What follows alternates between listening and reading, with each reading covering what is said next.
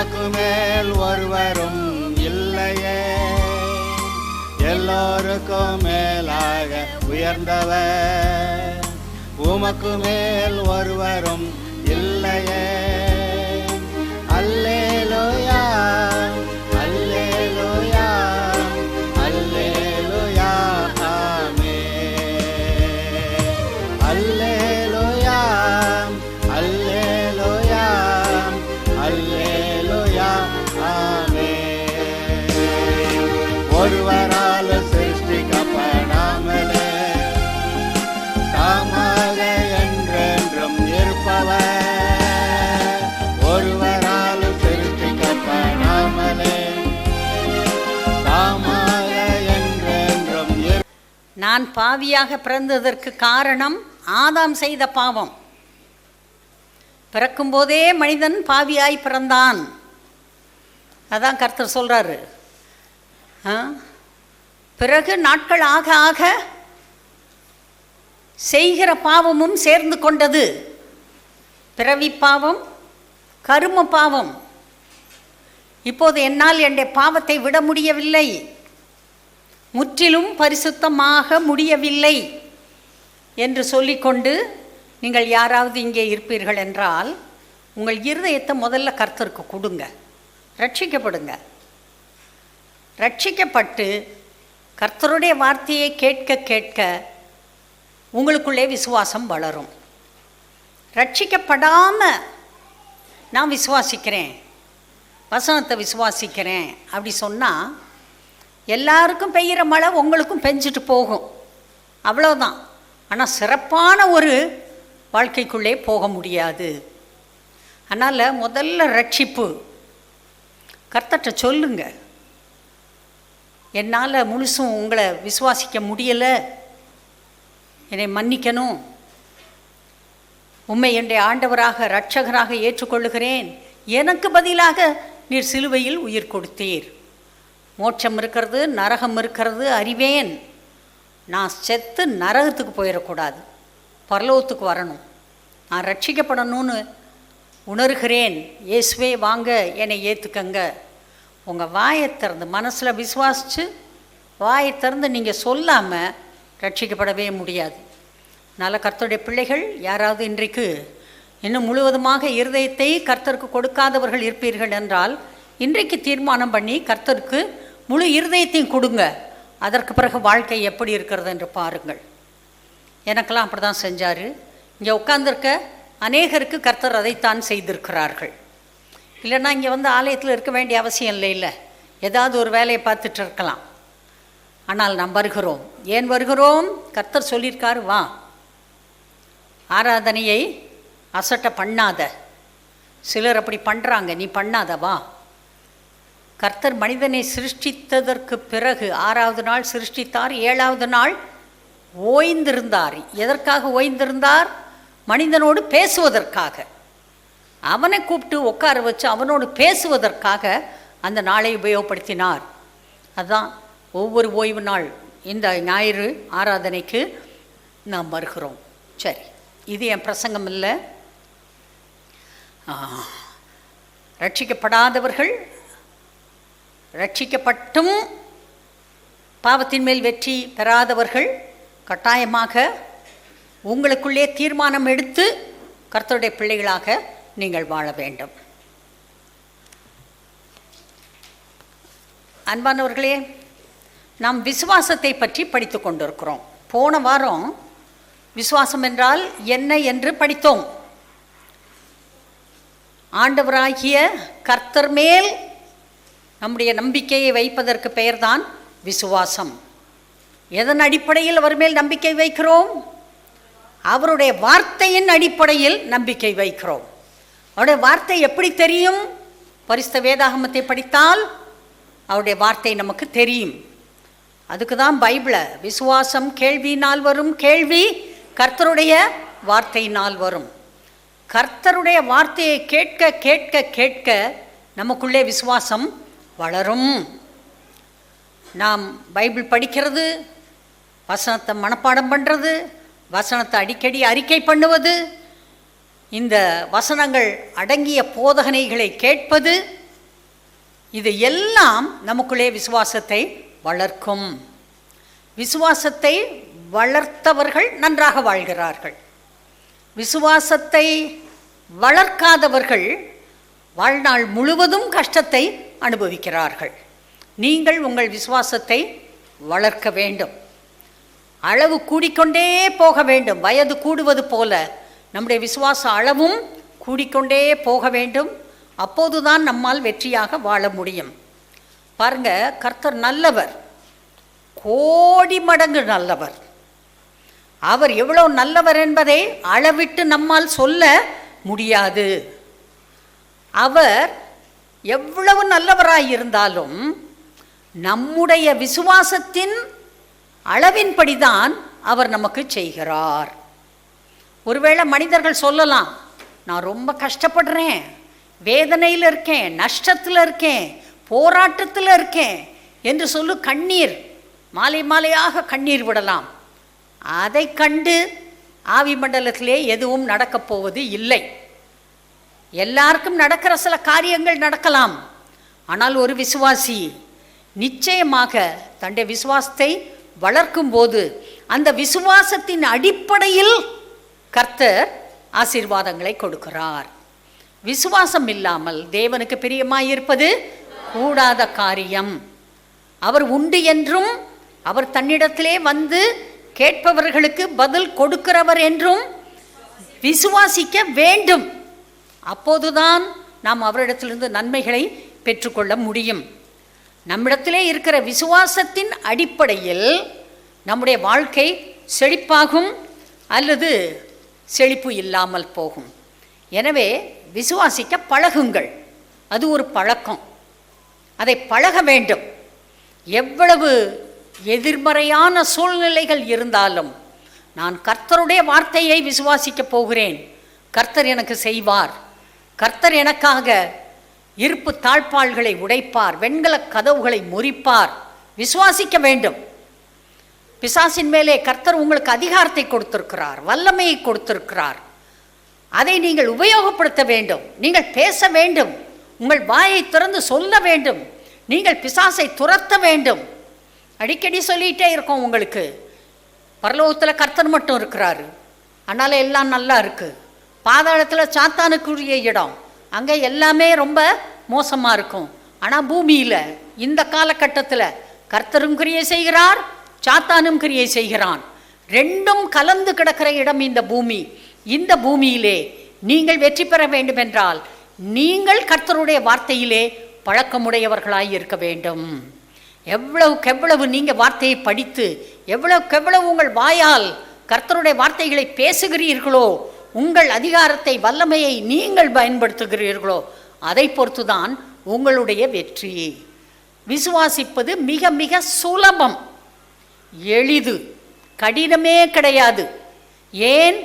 ஏனென்றால் நாம் செய்வதெல்லாம் கர்த்தருடைய வார்த்தையை பேசுவதுதான். அதுதான் விசுவாசத்தை கொடுக்கும். கர்த்தருடைய வார்த்தையை வாயால் சொல்லிகிட்டே இருங்க, விசுவாசம் உள்ளே பெருகிக்கொண்டே போகும். கர்த்தருடைய வார்த்தையை தியானிக்காமல் விசுவாசத்தில் வளர முடியாது. விசுவாசத்தோடு பேசினால் எதுவும் நடக்கும். மலை பெயரும், தள்ளுண்டு போகும், சமுத்திரத்தின் ஆழத்திலே போய்விடும்.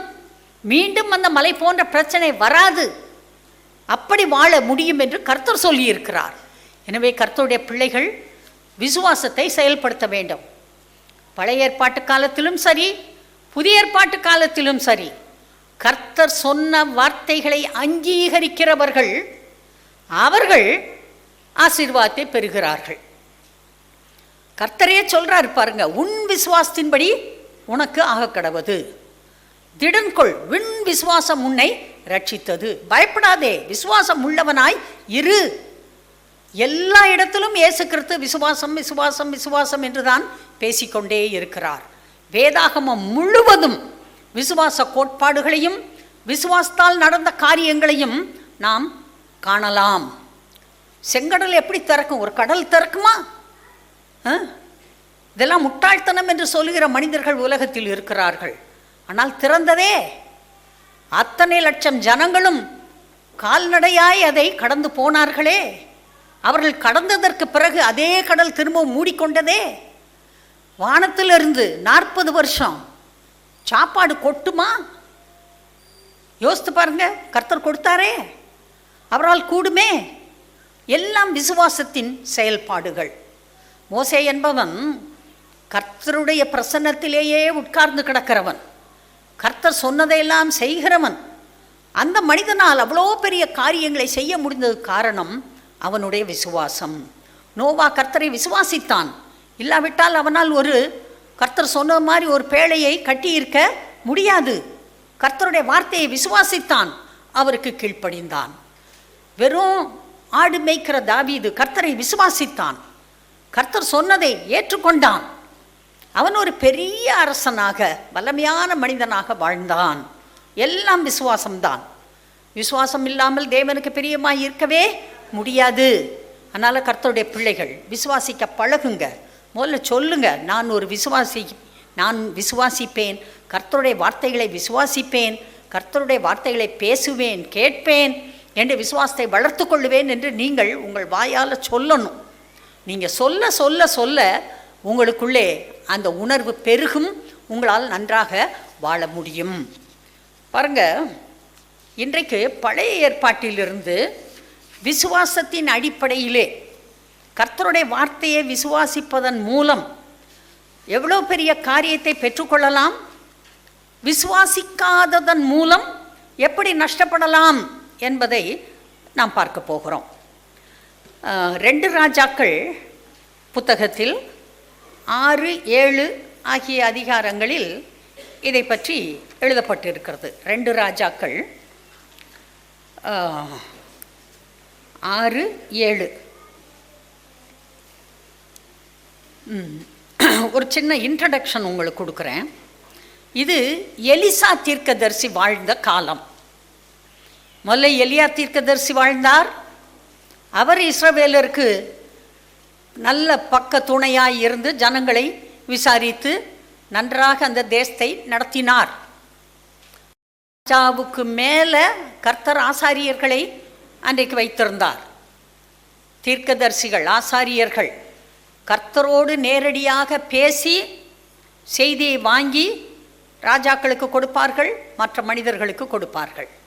அதுபோல் இந்த எலிசாவுடைய காலம்.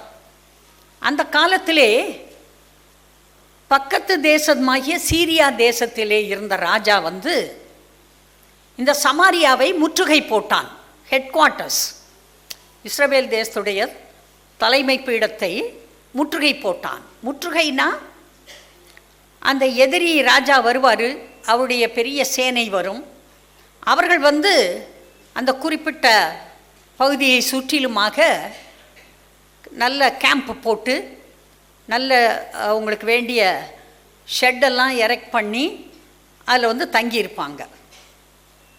அவங்க வர்றப்பமே என்ன பண்ணுவாங்க, அவங்க வீட்டில் இருக்கிற எல்லா தங்கம், வெள்ளி, பணம், விலையுயர்ந்த பொருட்கள் எல்லாவற்றையும் கொண்டு வருவார்கள். கொண்டு அந்த கூடாரத்துக்குள்ளே வச்சுக்குவாங்க. அப்புறம் அவங்களுக்கு வேண்டிய உணவு, தானியங்கள் எல்லாம், ஏன்னா பல மாதங்கள் சில நேரத்திலே முற்றுகை போட வேண்டி இருக்கும். ஆடு மாடுகள் எல்லாம் கொண்டு வருவாங்க. அங்கே வச்சு ஒரு திருவிழா மாதிரி அவன் இந்த பட்டணத்தை சுற்றிலுமா உட்காந்துருப்பான். அந்த எதிரிகளுடைய கூடாரங்கள் எல்லாம் பார்த்தீங்கன்னா பெரிய பணக்கார இடங்களாக இருக்கும். இந்த பட்டணத்திற்குள்ளே அடைபட்டு கிடக்கிற ஜனங்களுக்கு உணவு போக வழி இல்லை, தண்ணீர், மழை பெஞ்சாதான் தண்ணி, அவர்களுடைய ஆடு மாடுகளுக்கு ஒன்றும் கிடைக்காது. எந்த உதவியும் இல்லாத நிற்கதியான நிலைமையிலே முற்றுகை போடப்பட்ட பட்டணம் இருக்கும். கொஞ்சம் கொஞ்சமாக எல்லாம் குறையும். வீட்டில் இருக்க எல்லாத்தையும் அடித்து கிடித்து சாப்பிட்டு அப்படியே அவங்க வாழ்ந்துக்கிட்டு இருப்பாங்க. கடைசியில் நிலைமை ரொம்ப ரொம்ப மோசமாய் போய்விடும். என்ன செய்யன்னு தெரியாது. அப்போ அவங்க மெதுவாக ஒரு கதவை திறப்பாங்க பாருங்கள். திறக்கிறப்ப எதிரிகள் உள்ளே போய் எல்லாவற்றையும் காலி பண்ணிடுவாங்க. இதுதான் முற்றுகை. அதுபோல் இந்த சீரிய ராஜா சமாரியாவை சுற்றி முற்றுகை போட்டிருக்கிறான். பஞ்சம், கொடிய பஞ்சம். எந்த அளவு பஞ்சம் அப்படின்னாக்க ஒரு கழுதையுடைய தலை 80 வெள்ளி, அதாவது 4000 ரூபாய், 6000 ரூபாய் ஒரு கழுதை தலை.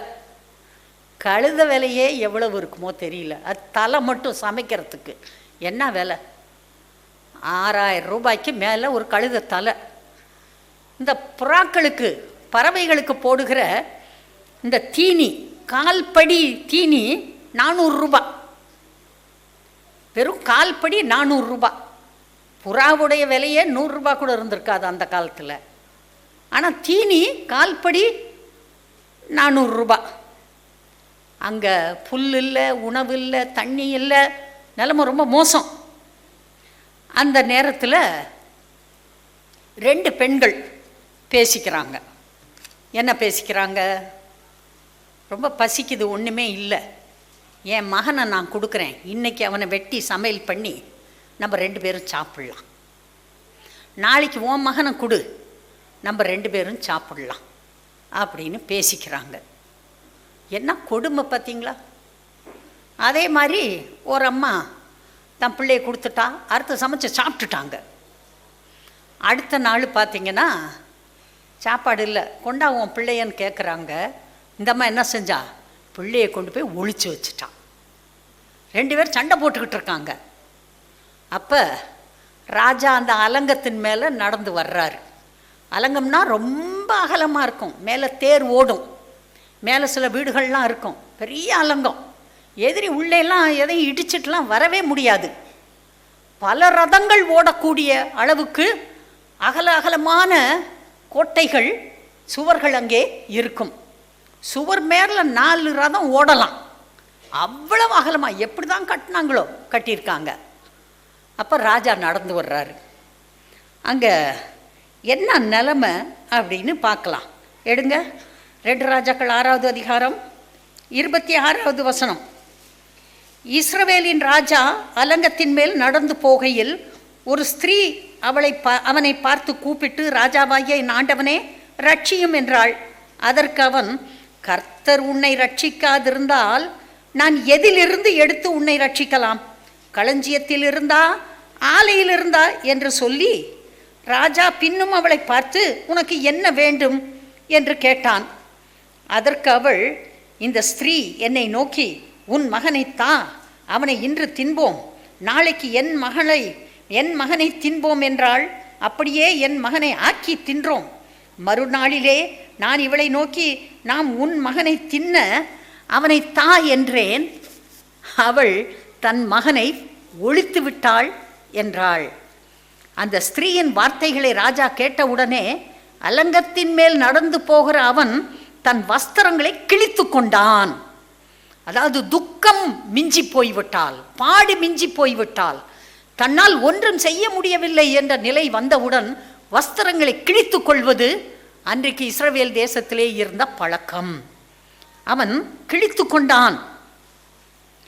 அவன் உள்ளே தன் சரீரத்தின் மேல் ரட்டு உடுத்தி இருக்கிறதை ஜனங்கள் கண்டார்கள். ரட்டு, துக்கம், கர்த்தரிடத்தில் போய் விழுந்திருக்கான். வாங்க ஆண்டவரே காப்பாத்துங்க, உங்களை விட்டா எனக்கு வேற வழி இல்லை. அதான் ரட்டு உடுத்தி கொண்டு இருக்கிறான். அவன் சாப்பாத்தின் குமாரனாகிய எலிசாவின் தலை இன்றைக்கு அவன் மேல் இருந்தால் தேவன் அதற்கு சரியாகவும் அதற்கு அதிகமாகவும் எனக்கு செய்ய கடவர் என்று சொன்னான். கோபம் வந்தவுடனே ராஜா என்ன சொல்றான் பார், இன்னைக்கு அந்த எலிசா தீர்க்கதரிசியுடைய தலையை வெட்ட போறேன். அதே மேலே ஆள் அனுப்புகிறான். அங்கே போனாக்க எலிசா உட்காந்துருக்காரு, சுற்றி முக்கியமான ஆட்கள் இருக்காங்க. எலிசா சொல்கிறாரு,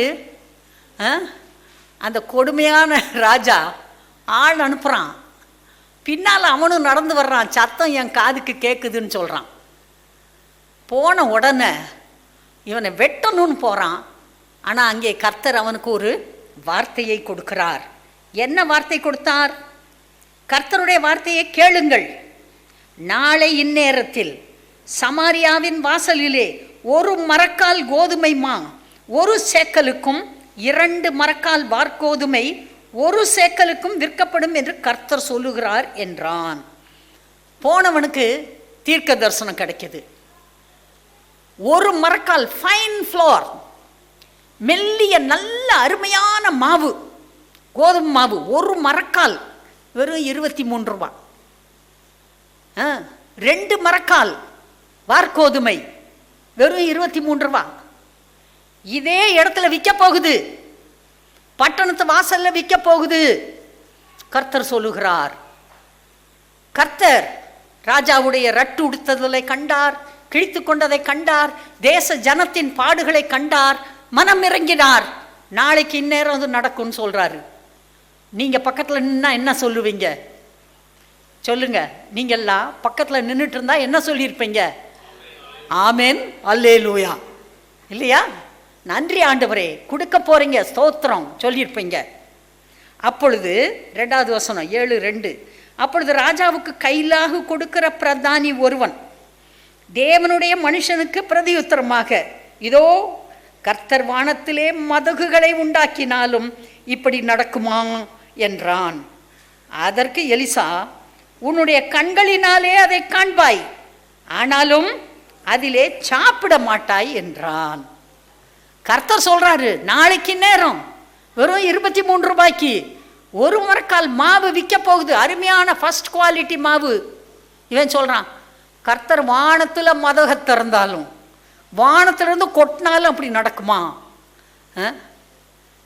தேவ மனுஷன் தேவனுடைய வார்த்தையை சொல்லுகிறான், சுயமாய் பேசவில்லை. ஆனால் பிரதானினா பெரிய ஆபீசர். அந்த ஆபீசருடைய வேலை என்னன்னாக்க, ராஜா போற இடத்துலலாம் போய் ராஜாவை தாங்கி பிடிக்கிறது. ராஜாவுக்கு சாயறதுக்கு ஒண்ணும் இல்லைன்னா அவன் மேலே சாஞ்சுக்கலாம். அதுக்காக ஏற்படுத்தப்பட்ட நல்ல பலவான், நல்ல கெட்டிக்காரன், ராஜாவை பாதுகாக்க வேண்டியவன். அந்த வேலைக்கு கைலாக கொடுக்கிறவன், கையை பிடிச்சி தூக்கி விட இறக்கி விட ராஜாவுக்கு எல்லாம் வேலை செய்கிறவன்.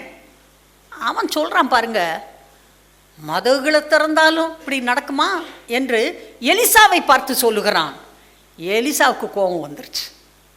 கர்த்தருடைய வார்த்தையை விசுவாசியாமல் போன மனுஷனுக்கு சொல்றாரு, நீ உன் கண்களால் காண்பாய், உன் கண்ணு முன்னால விற்கும் இப்படிதான், ஆனால் நீ அதிலே புசிக்க மாட்டாய், அந்த சாப்பிட மாட்டாப்பா, உனக்கு கண்ணில் காண்ற ஆசீர்வாதம் போ, அடுத்தவன் வாழ்றத கண்ணால பார்த்துக்க, எல்லாரும் நல்லா இருக்கிறத கண்ணால பார்த்துக்க, ஆனா உனக்கு பங்கு கிடையாது. அங்கே என்ன நடந்தது? அன்றைக்கு இரவிலே அந்த எதிரிகள் பாளையத்தில் இருக்கிறார்கள்.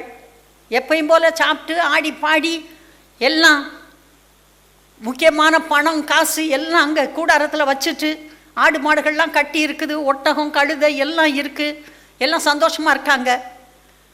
அடுத்து எல்லாரும் தூங்க போறாங்க. இந்த சமாரியாவிலே இருந்த 4 குஷ்டரோகி ஊருக்குள்ள இருக்கக்கூடாது, பாளையத்திற்கு புறம்பே இருக்க வேண்டும். அவங்கள துரத்தி விட்டாங்க, அவங்க வெளியே இருக்காங்க. அவங்க பார்க்குறாங்க, ஊருக்குள்ளே இருந்தும் நமக்கு சாப்பாடு வரல, வெளியே எங்கே இருந்தும் சாப்பாடு வரல, நம்ம இனிமேல் எதுக்காக வாழணும்? போகலாம் அந்த பாளையத்துக்கு, எதிரிகள் பாளையத்துக்கு போகலாம், அவன் நம்மளை உயிரோட வச்சா இருக்கலாம், அவன் நம்மளை கொன்னா கொல்லட்டும், போகலாம், சாப்பாடு வேணும். பசி தாங்காமல் எதிரிகளுடைய பாளையத்திற்கு போகிறார்கள்.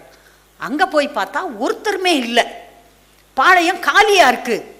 ஒரு கூடாரத்துக்குள்ளே போகிறாங்க, நிறைய பணம் காசு எல்லாம் தங்கம் நகை நட்டு எல்லாம் கிடக்கு, சாப்பாடு இருக்குது.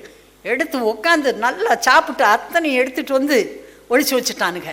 அடுத்து போகிறான், இன்னொரு கூடாரத்துலேயும் ஆள் இல்லை, அதுலேயும் இதையே செய்கிறான், கொண்டு வந்து புதைச்சி வச்சுக்கிட்டான் தனக்கு வேண்டிய பணமெல்லாம். என்னடா அது, ஒருத்தரையும் காணாமே, நம்ம எத்தனை கூடாரத்தை கொள்ளையடிக்க முடியும்? போகலாம், போய் ஊருக்குள்ளே சொல்லணும், இல்லைன்னா நம்ம மேலே குற்றம் வந்துவிடும்.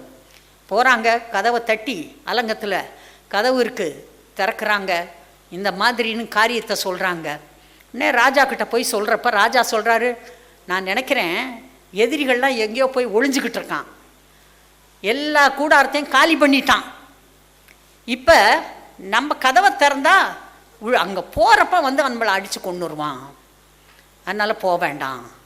அங்கே ஒரு கெட்டிக்காரன் இருக்கான், அவன் சொல்கிறான், இங்கே 4 குதிரை இருக்குது, அதை அனுப்பி விடலாம், ஆட்கள் போய் பார்த்துட்டு வரட்டும்.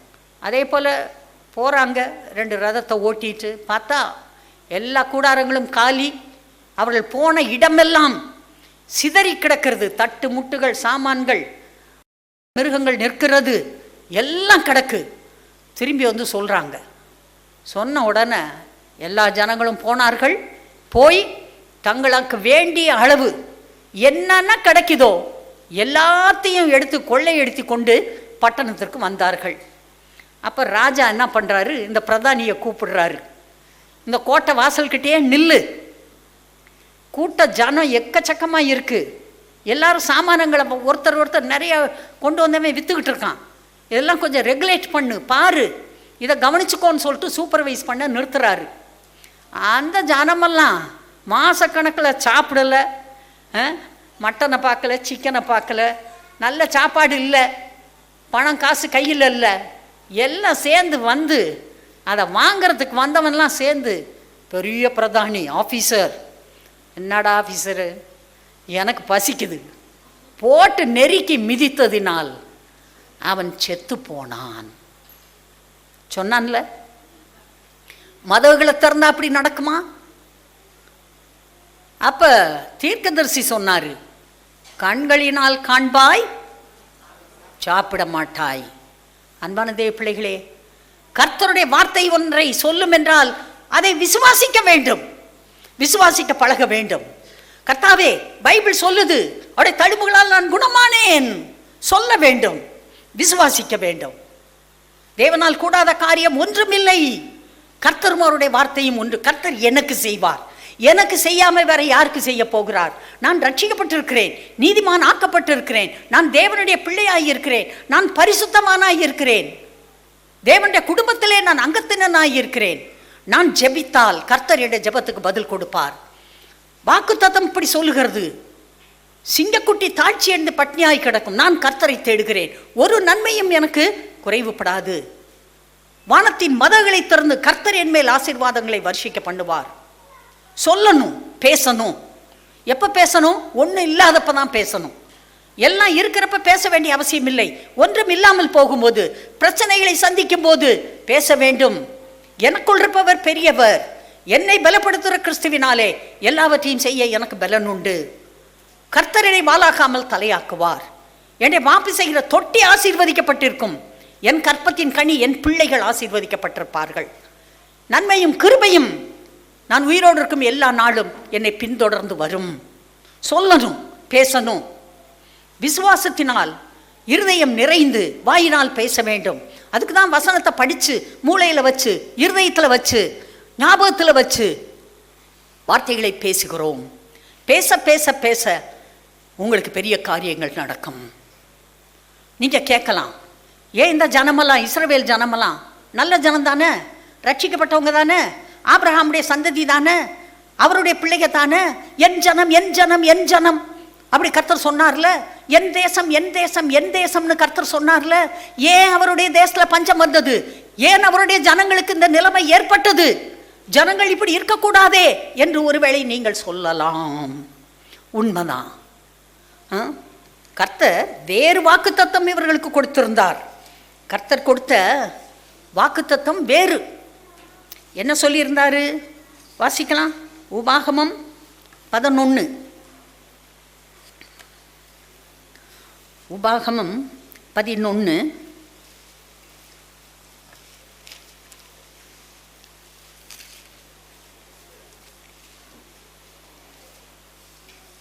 10வது வசனத்திலிருந்து வாசிக்கிறேன் பாருங்க. நீ சுதந்திரிக்க போகிற தேசம் நீ விட்டு வந்த எகிப்து தேசத்தை போல் இராது.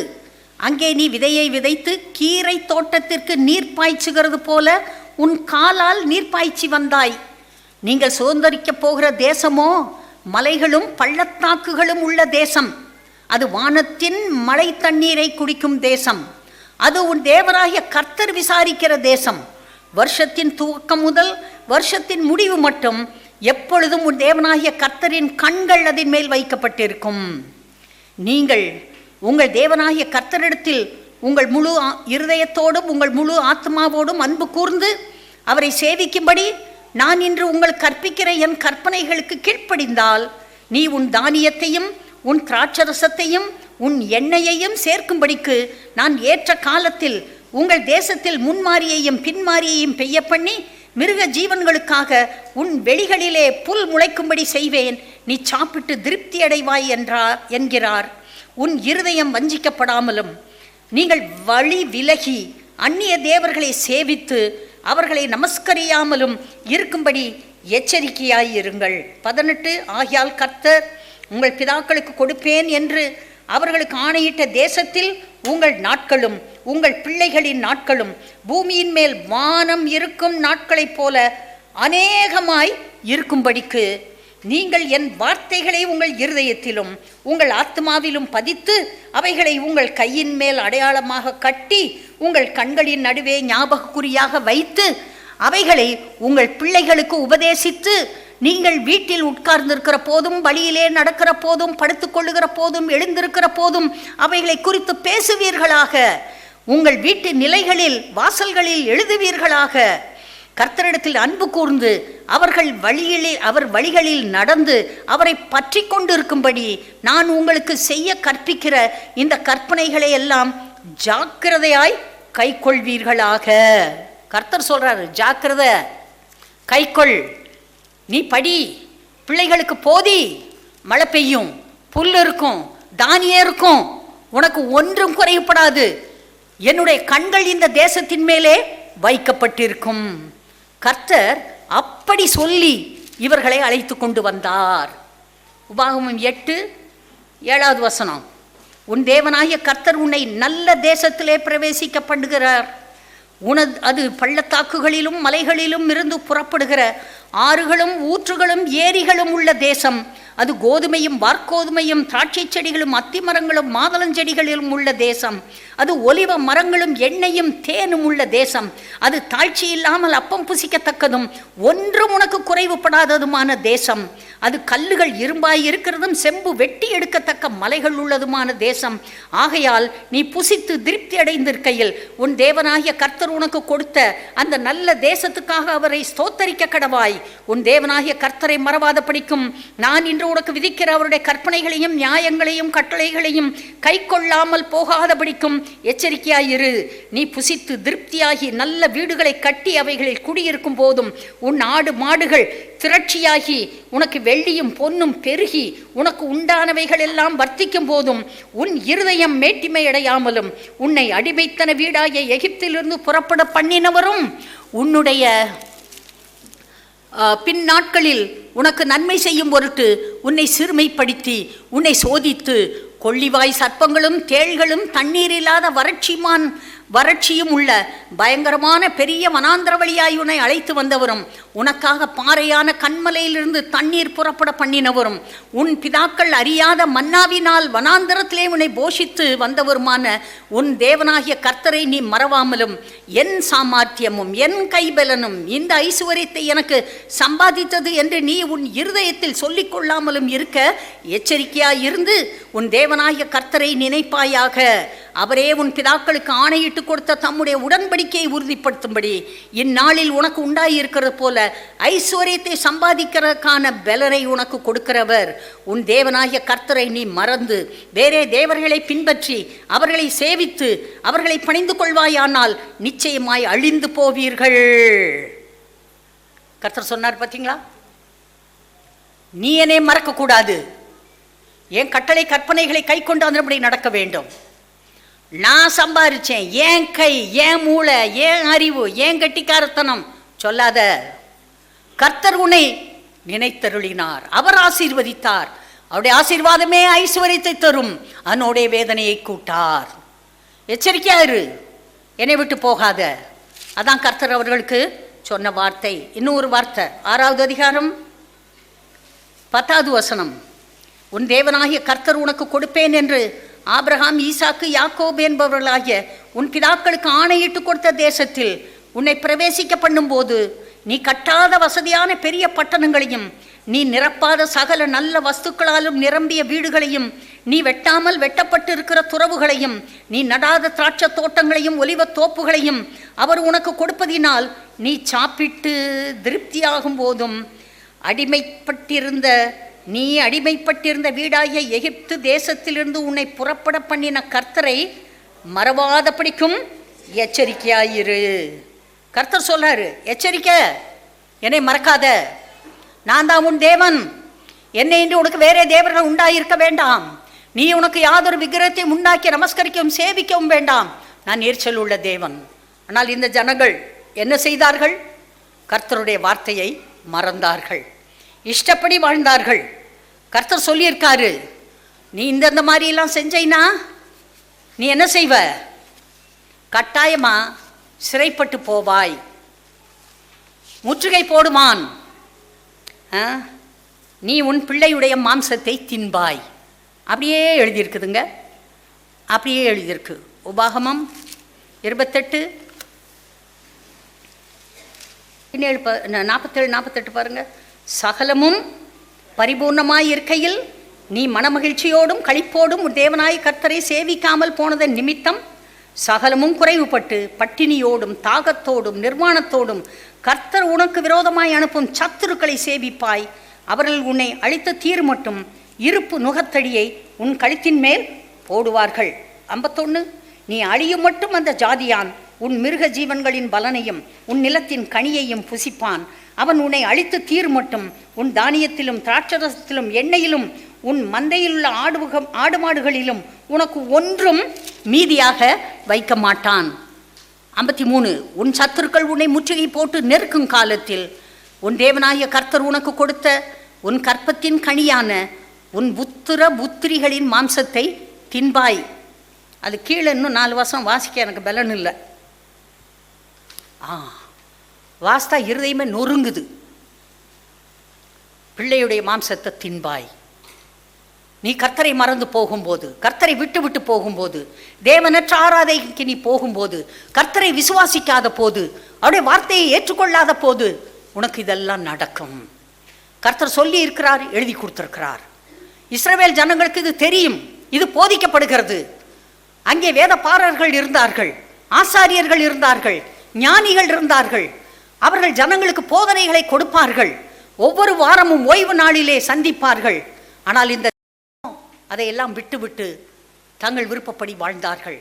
கர்த்தர் அவர்களுக்கு பண்டிகைகளை கொடுத்திருந்தார். கூடார பண்டிகை, பஸ்கா பண்டிகை, அரிப்பின் பண்டிகை, தாழ்ச்சி இருதயத்தை தாழ்மைப்படுத்துகிற பண்டிகை, எத்தனை பண்டிகைகள், எத்தனை விசேஷித்த ஆசரிப்புகள், எத்தனை ஆராதனை ஒழுங்குகள். அவங்க ஆசாரியனை பார்க்க வேண்டும். ராஜாவை விட அலங்காரமாய் அந்த ஆசாரியன் வருவான். அவனுடைய நெற்றி பட்டம், அவனுடைய மார்பதக்கம், அவனிடத்திலே இருக்கிறதான அங்கி, தலைப்பாகை, அவனை பார்த்தாவே இந்த ஜனங்களுக்கு பெருமையாக இருக்கும். அவன் கர்த்தரை இவர்களுக்கு காட்டுகிறவன். கர்த்தர் அப்படி இவர்களுக்கு நியாயப்பிரமாணத்தை கொடுத்தார். இப்படிப்பட்ட நியாயமான பிரமாணங்களை பெற்ற வேற பெரிய ஜாதி எது? கர்த்தர் கேட்கிறாரு. எல்லாம் கொடுத்தார். ஆனால் இந்த ஜனமோ வலிவி போய் தங்கள் சுய விருப்பத்தின்படி, பக்கத்தில் இருக்க மற்ற ஜாதி ஜனங்களுடைய வழக்கத்தின்படி வாழ ஆரம்பித்தார்கள். கர்த்தரை மறந்தார்கள். சமாரியா முற்றுகை போடப்பட்டது. ஒன்றுமில்லாமல் அழிந்து போகும் மட்டும் நிலைமை எப்படி ஆனது? எலிசாவுடைய தலையை வாங்கணும்னு சொல்லிட்டு ராஜா வர்றான். ஆனால் கர்த்தர் சொல்றாரு, நாளையின் நேரம் ஒரு மரக்கால் கோதுமை மா வெறும் 23 ரூபாய்க்கு ஒரு சேக்கலுக்கு விற்கப்படும். கர்த்தர் சொன்னாரு, சொன்னபடி நடந்தது. அதை ஏற்க மனமில்லாத பக்கத்தில் இருந்த பெரிய ஆபீசர் பிரதானி சொல்றான், வானத்தின் மதவுகளை திறந்தாலும் இப்படி நடக்குமோ? நடக்குதா இல்லையான்னு பாரு. இரவு என்ன நடந்தது? கர்த்தர் வந்தார். கர்த்தர் என்ன சொன்னாரு? குதிரைகளின் சத்தத்தையும் ரதங்களின் சத்தத்தையும் யுத்தம் பண்ணுகிற மனிதர்களுடைய சத்தத்தையும் எதிரிகளுக்கு கேட்க பண்ணினார். சத்தம் மட்டும்தான், கர்த்தர் கேட்க பண்ணினார். எதிரிகள்லாம் பார்த்தான், போச்சு. எகிப்து ராஜா, பக்கத்து ஊரில் இருக்க மற்ற மோவாப் ராஜா, அந்த ராஜா, இந்த ராஜா, எல்லா ராஜாவையும் கூலிக்கு பொருத்தி இவன் நம்ம மேலே வந்துட்டான் என்று எண்ணிக்கொண்டு சீரியர்கள் எல்லாவற்றையும் போட்ட இடத்துல போட்டு ஓடி போயிட்டாங்க. கர்த்தர் அவர்களுக்காக யுத்தம் பண்ணினார். கர்த்தர் ஜெயத்தை கொடுத்தார். கர்த்தர் ஒரே இரவிலே நிலைமையை மாற்றிவிட்டார். உங்களுக்கும் மாற்றுவார். அவருடைய வார்த்தையை விசுவாசிப்பீர்களா? விசுவாசம் இருக்கிறதா? சொன்னதை செய்கிற தெய்வம், சொன்னதை செய்ய முடியாத ஆண்டவர் அல்ல. ஆண்டவர் சொல்ற, என்னை விசுவாசி, என் வார்த்தைகளை விசுவாசி, என் வார்த்தைகளை கனம் பண்ணு, என் வார்த்தைகளுக்கு கீழ்ப்படி. உன்னுடைய பழைய வாழ்க்கை எவ்வளவு மோசமா இருந்தாலும் போகட்டும். இயேசுநாதரை ஏத்துக்க, மன்னிப்பு கேளு. கர்த்தர் உன்னை கழுவி உன்னை பஞ்சை போல பனியை போல வெண்மையாக்குவது மட்டுமல்ல, அவர் உன்னை உயர்த்துவார். நீ வாழ்ந்திருப்பாய், உன் பிள்ளைகள் வாழ்ந்திருப்பார்கள், உன் தேசம் வாழ்க்கைப்படும், ஒரு நன்மையும் உனக்கு குறைவுபடாது. அல்லேலூயா. கர்த்தர் நல்லவர். கர்த்தர் உங்களுக்கு போதிக்கிறார். விசுவாசத்தை வளர்த்துக் கொள்ளுங்கள், நன்றாக வாழ்வீர்கள். அல்லேலூயா. சொல்லுங்க எல்லாரும் பார்க்கலாம். நான் விசுவாசிப்பேன், பெரிய காரியங்களை பெற்றுக்கொள்வேன். Okay, God bless you.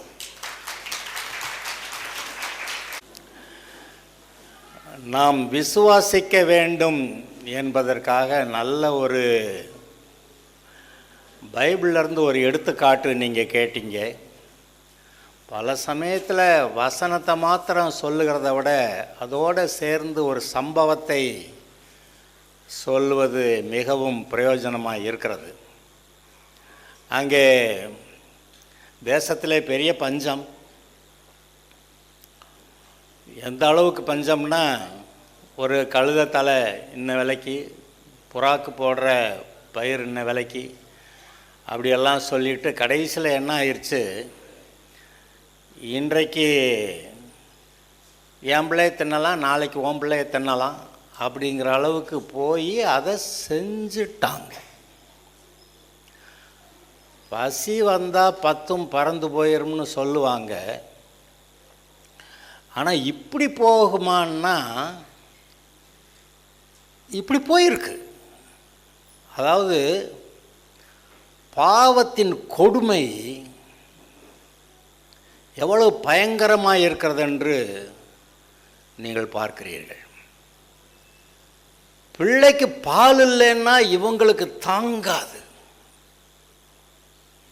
அப்படியாக பிள்ளையிடத்தில் அன்பு கூறுகிற தாய்மார்கள் பிள்ளைய சமைச்சு சாப்பிடலாங்கிற அளவுக்கு போகிறது. அது எவ்வளோ பயங்கரங்கள் பாருங்கள். இதெல்லாம் இப்போதைக்கு பூமியில் நடக்கலைன்னு நீங்கள் நினைக்கிறீங்க. தமிழ்நாடு மட்டும்தான் உண்மையிலேயே ஒரு விதத்தில் பரலோகம் போல் இருக்கிறது. சாப்பாட்டு பஞ்சம் இல்லாமல் இன்றைக்கி பிச்சை எடுக்கிறவங்க கூட சாப்பாடு பிச்சை எடுக்க மாட்டேங்கிறாங்க. நான் சிறுபிள்ளையாக இருக்கிறப்போ ஒரு ஓடு எடுத்துகிட்டு வருவாங்க, அம்மா தாயே ஏதாவது ஒரு கஞ்சி கேட்பாங்க, சாப்பாடு தான் பிச்சை எடுப்பாங்க.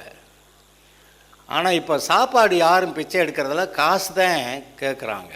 5 ரூபா கொடுத்தா என்ன 5 ரூபா தானா அப்படின்னு வேற கேட்குறாங்க. அது மாறிடுச்சு தமிழ்நாடு. அது என்னவோ தெரியல, ஆரம்ப கட்டத்தில் இந்த கட்சியாக இருந்தாலும் சரி அந்த கட்சியாக இருந்தாலும் சரி இலவச அரிசி கொடுத்து இந்த தேசத்தை மிகவும் ஒரு விதத்தில் பரலோகம் போல கர்த்தர் வைத்திருக்கிறாருன்னு நான் சொல்லுவேன். இன்றைக்கி உலகத்தில் இருக்கிற எல்லா நாடுகளை பார்க்கலாம், லா அண்ட் ஆர்டர், சட்டம் ஒழுங்கு சரியாக இருக்கக்கூடிய ஒரு மாதிரி நல்லா இருக்கக்கூடிய நாடு ஒரு குட்டி நாடு சிங்கப்பூர் தான். அதை விட்டால் சீனாவை சொல்லலான்னு நினைக்கிறேன். அது அந்த அளவுக்கு ஒழுங்காக அவங்க மக்களுக்கு நன்மை செய்கிறதுல ரொம்ப தீவிரமாக அந்த அரசாங்கங்கள் இருக்கின்றன. அந்த அரசாங்க சட்டத்தை மீறி யாரும் இன்னமும் செஞ்சிட முடியாது. ஆனால் இங்கே நம்ம மற்ற எந்த நாடுகள்லையுமே அந்த சட்டம் இருக்கும், நல்ல சட்டங்கள் இருக்கும், ஆனால் அது செயல்படாது. அதனால் இந்த நாட்டில், அதாவது சிங்கப்பூரை விட்டால் நம்ம தமிழ்நாடு நல்லா இருக்குன்னு நான் சொல்லுவேன்.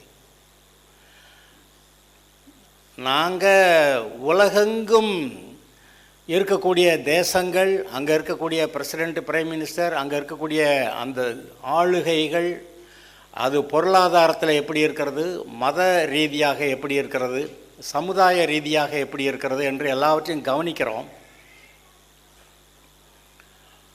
அப்படி கவனித்து உலகம் முழுவதும் இருக்கக்கூடிய நாடுகளை பற்றி நாம் பார்க்கும்போது இன்றைக்கு இந்த காலகட்டம் தாங்க இது பரலோகம் போல காலகட்டம். இதை தாண்டிச்சுன்னா அப்புறம் என்ன இருக்கும்னு எனக்கு தெரியாது. இந்த காலகட்டங்கள் இது வந்து பரலோகம் போல இருக்கிற ஒரு காலம். இது பரலோகம் இல்லை. நம்ம இந்தியா தமிழ்நாடு பரலோகம் மாதிரி கொஞ்சம் இருக்குது. ஆனால் பரலோகம் போல இருக்கக்கூடிய அளவில் சாப்பாடு, ஒவ்வொரு குடும்ப அட்டைக்கும் இத்தனை கிலோ அரிசி ஃப்ரீ, சாப்பாட்டு பஞ்சமே இருக்காதுங்க. அப்படியும் கொஞ்சம் எங்கேயாவது இருக்கிறாங்கன்னா அதுக்கு எங்கேயாவது சாப்பாடு போடுறாங்க. இன்றைக்கு கல்யாணத்துக்கு சாப்பாடு நான் 100 பேருக்கு போட்டேன், 200 பேர் போட்டேன், இல்லை, நான் 1000 பேருக்கு போட்டேன். நான் 700 பேர், 1000 பேர், 1500லாம் ரொம்ப சாதாரணமாக போகுது. சாப்பாடு போடுறது, பஞ்சத்துக்கு சாப்பாடு போடுறதெல்லாம் போய் இப்போ நல்லா இருக்கிறதுனால நான் எப்பேற்பட்ட ஆள் பார்த்தியா அப்படி காட்டுறதுக்கு சாப்பாடு நிறைய பேருக்கு போடுறதும் இருக்குது. அப்புறம் சில கொஞ்சம் காசு வச்சுருக்கிறவங்க உயர்ந்த இடங்களில் நல்ல வசதியான இடத்துல சாப்பாடு போடுறதெல்லாம் இப்போ வச்சுருக்கிறாங்க. இந்த காலங்கள் இது வந்து சற்று விசேஷமானது என்று நான் நம்புகிறேன். இந்த காலத்தில் நாம் தேசத்துக்காக நம்ம ஜெபம் பண்ணணும். இப்போ நம்ம ஏதோ ஒரு கதை இல்லை, அது சம்பவம். இன்றைக்கி என் பிள்ளைய சாப்பிடலாம், நாளைக்கு ஓம் பிள்ளைய சாப்பிடலாம். அது நடந்தது. இன்றைக்கும் இந்த ஆப்பிரிக்காவை பற்றி நீங்கள் கேட்டிங்கன்னா, அதாவது நீங்கள் நல்ல செய்தியை கேட்க முடியாத அளவுக்கு அவ்வளவு மோசமான அங்கே பொருளாதார நிலைமை இருந்தது.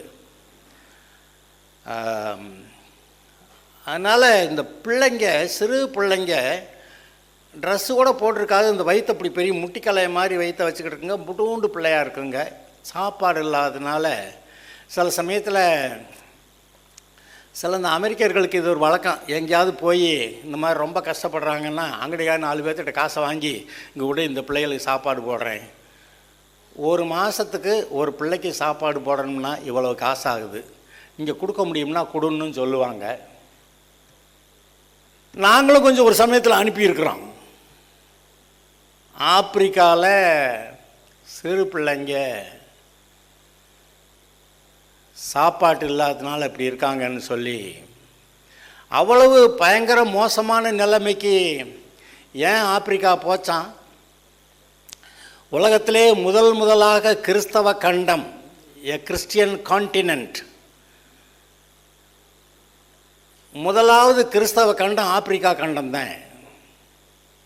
அது எப்படியா போச்சு அப்படின்னா, சாலமோன் காலத்திலேயே அங்கேருந்து ஒரு ஸ்திரீ வந்து இவனோட கூட பேசி பழகி இங்கேருந்து போனான்னு சொல்லி யூத மதத்தை அறிந்த மக்கள் அங்கே இருந்தாங்க, விசேஷமாக எத்தியோப்பியா. இன்றைக்கும் கூட கர்த்தருடைய ஆலயத்தில் இருந்த அந்த பெட்டி அங்கே எத்தியோப்பியாவில் தான் இருக்குதுன்னு சொல்லிக்கிட்டு இருக்கிறாங்க. அது யாரும் கன்ஃபார்ம் பண்ண முடியலை. அப்புறம் எப்போ சுவிசேஷம் அங்கே போச்சு? பிலிப்பு எங்கேயோ சமாரியாவில் பேசிகிட்டு இருந்துட்டு எங்கேயோ போனான்னா கர்த்தர் சொன்னார் தான் அவனோட போய் சேர்ந்துக்கான்னு. அங்கே ஆப்பிரிக்காவிலேருந்து வந்த ஒரு மனுஷன் கர்த்தருடைய ஆலயத்தில் வந்து இங்கே தொழுது கொண்டு திரும்பி போகிறப்ப இங்கே பிலிப்புட்ட கர்த்தர் சொன்னார், நீ அவன் கூட போய் ஏறிக்க. அங்கே என்னடா வாசிக்கிறேன்னு கேட்டால் தெரியலேன்றான். யாராவது சொல்லணும்ல. இவன் சொல்கிறான், அந்த ஆட்டுக்குட்டி இயேசுவே, அவர் தான் இவருன்னு சொன்னான். அவன் ஆண்டவரை இயேசு ஆண்டவரை ஏற்றுக்கொண்டு அங்கேயே ஞானஸ்நானம் பெற்றுட்டு போகிறான். அவன் அப்படி தான் உங்கள் பைபிள்லே சொல்லுது. ஆப்பிரிக்காவுக்கு சுவிசேஷம் அப்பயே போயிடுச்சு. அந்த ஆப்பிரிக்கா கண்டம் முழுவதுமே, அதாவது விசேஷம் என்னன்னு கேட்டால், மற்ற உலகத்தில் இருக்க எல்லா மனிதர்களை காட்டிலும் ஆப்பிரிக்கர்கள் உற்சாகப்படுகிறவர்கள். அதாவது எமோஷனல். வருத்தமாக இருந்தாலும் ரொம்ப வருத்தமாக இருப்பேன், சந்தோஷமாக இருந்தால் ரொம்ப சந்தோஷமாக இருப்பேன். கர்த்தர் துதிச்சு பாடலான்னா குதிச்சுக்கிட்டே ஆடிக்கிட்டே பாடுவேன். அவன் எமோஷனல் பீப்புள். அவங்க வந்து ரொம்ப இயேசுவை ரொம்ப சுலபமாக ஏற்றுக்கொண்டு அந்த கண்டம் முழுவதும் கிறிஸ்தவ கான்டினெண்ட்டாக இருந்தது. ஆனால் காலப்போக்கில் பாவம் பெருகி இந்த சோதம் கோமரா மாதிரி எல்லாம் ஆயிட்டு கடைசிக்கு மிக கேவலமான நிலைமையில் சாப்பாட்டுக்கு இல்லாமல், ஏன் இப்போவும் போனீங்கன்னா நம்ம ஊரில் இருந்து சில ஆட்கள் அந்த ஆப்பிரிக்காவில் சில நாடுகளில், கென்யா, சில நாடுகளில் போய் இருந்துக்கிட்டு அங்கே நிலத்தை குத்தகைக்கு எடுத்துக்கிட்டு அங்கே 2 மிஷினரிலாம் எடுத்துக்கிட்டு அவங்க வேலை செஞ்சு அங்கே விவசாயம் பண்ணி அவன் நல்லா பொழைச்சிக்கிட்டு இருக்கான். அங்கே போய் ஒருத்தன் கேட்டுக்கிட்டு இருக்கான், நீ எந்த ஒரு காரைக்குடிங்கிறான். அவன் என்ன கடை இங்கேருந்து அங்கே போய் என்னமோ இலத்தையும் குத்தகைக்கு எடுக்கிறாங்க, மிஷினரியும் வாடகைக்கு எடுக்கிறாங்க, அங்கே இருக்க தண்ணியெல்லாம் கிடைக்கிது, கரண்ட் எல்லாத்தையும் போட்டு செஞ்சுட்டு என்னமோ செஞ்சுட்டு இருக்கிறானுங்க, நல்லா பிழைக்கிறானுங்களாம். அந்த தேசத்துக்கு அங்கே இருக்கிறவங்க பிழைக்க முடியல, இங்கேருந்து போய் அங்கே அந்த பயிரிட்டு அவங்களுக்கு கொடுக்குற ஒரு நிலைமை இருக்குது. ஏன் கர்த்தரை நிராகரித்தது? கிறிஸ்தவ மக்களாக இருந்து விட்டு கர்த்தரை நிராகரித்தது நிமித்தம் அவ்வளவு கேவலமான பஞ்சமான, அதாவது இப்போ நம்ம கேட்டோம், இன்றைக்கி என் பிள்ளைய சாப்பிடலாம், நாளைக்கு ஓன் பிள்ளைய சாப்பிடலான்ற மாதிரி கடைசிக்கு அங்கே என்னன்னு கேட்டால் அந்த பிள்ளைகள்லாம் நிறைய வரிசையாக நிறைய பிள்ளைங்க வர்றாங்க. அந்த பிள்ளைகளுக்கு சாப்பாடு போடுற மாதிரி நான் தான் சொன்னேன், அந்த அமெரிக்காவில் ஒருத்தன் வந்து இந்த மாதிரி சாப்பாடு போடுறான். அவன் சொல்கிறான், 1 மாதத்துக்கு ஒரு பிள்ளைக்கு நீ சாப்பாடு கொடுக்கணும்னு நினச்சேன்னா இவ்வளோ காசு கொடு அப்படின்னு சொல்லி சொன்னான். நாங்களும் அனுப்பணும்னு சொன்னேனே. அது நமக்கு ரொம்ப பாவமாக பரிதாபமாக இருக்கும். ஆனால் நம்முடைய தமிழ்நாடு இந்தியாவிலேயே சூப்பர். எத்தனை பேர் கர்த்தருக்கு நன்றி சொல்லுவீங்க? இந்த தேசத்தை கர்த்தர் ஆசீர்வதிக்கிறார். இந்த தேசத்தில் இருக்க ஜனங்களுக்கு ஏதோ ஒரு விதத்தில் மனசு நல்லா இருக்குன்னு நினச்சி கர்த்தர் வந்து இந்த தேசத்தை போஷிக்கிறார், உடுத்து வைக்கிறார். துணிமணி விலையெல்லாம் என்னன்னு நினைக்கிறீங்க? 250 ரூபா கொடுத்தா 300 ரூபா கொடுத்தா நல்ல சேலை கொடுக்குறான். கர்ச்சீப்பு 15 ரூபா 20 ரூபாங்கிறான், சேலை 250 300 தான்றான். அடே என்னடா நடக்குது அப்படின்னா அது ஒரு ஆச்சரியமாக இருக்கிறது. அதாவது சாப்பாடு வேணும், ட்ரெஸ்ஸு வேணும், தங்கிறதுக்கு இடம் வேணும். இன்றைக்கி தமிழ்நாட்டில் தான், அதாவது இந்த நான் சிறு பிள்ளையாக இருந்தப்போ ஸ்டேஷனில் அங்கே படுத்திருப்பாங்க, இந்த பஸ் ஸ்டாண்டில் சில ஆளுங்க படுத்திருப்பாங்க, அப்புறம் இந்த குழாயில் தண்ணி கொண்டு போகிறதுக்கு குழாய் போட்டிருப்பாங்க, அந்த குழாய்க்குள்ளே போய் கொஞ்சம் பேர் படுத்திருப்பாங்க தங்க இடம் இல்லாமல். இப்போ அப்படி தங்க இடம் இல்லாமல் இருக்கிறவங்க கூட ஏறக்குறைய இல்லைன்ற அளவுக்கு இருக்குது. பத்தாவதுக்கு நம்ம கார்ப்பரேஷன்லேருந்து இந்த அங்கே பாரதிபுரத்துக்கு பக்கத்தில் அங்கே ஒரு பில்டிங் கட்டி போட்டிருக்கிறாங்க. பிச்சைக்காரவங்களாம் போய் பிச்சை எடுக்கிறீங்க, நீங்கள் வந்து எங்களோட இருக்க நாங்கள் சாப்பாடு போடுறோம்னா இருக்க மாட்டீங்க, போய் பிச்சை எடுக்கிறீங்க, சரி தூங்குறதுக்கு வந்து உங்களுக்கு இடம் தர்றேன் அப்படின்னு சொல்லி ஒரு கட்டடத்தை கட்டி போட்டிருக்கேன். நீ பகலில் போய் எங்கேயாவது போய் என்னமா செஞ்சுட்டு பிச்சை எடுத்துகிட்டு வந்து நைட்டு தூங்கிக்கலாம். அந்த வசதிகளெல்லாம் இங்கே இருக்குதுங்க.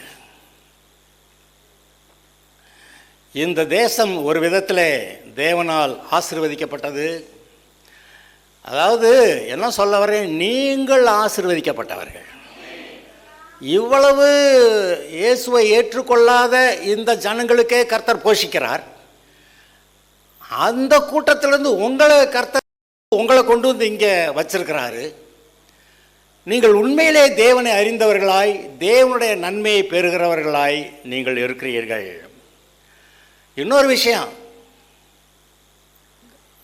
அந்த எரேமியாட்ட கர்த்தர் சொன்னார், எரேமியா பாபிலோனில் இருக்க நேபுகாத்நேச்சார் ராஜாவுக்கு கிட்ட ஒரு கடிதம் அனுப்பி, அந்த கடிதம் எங்கே போகுது?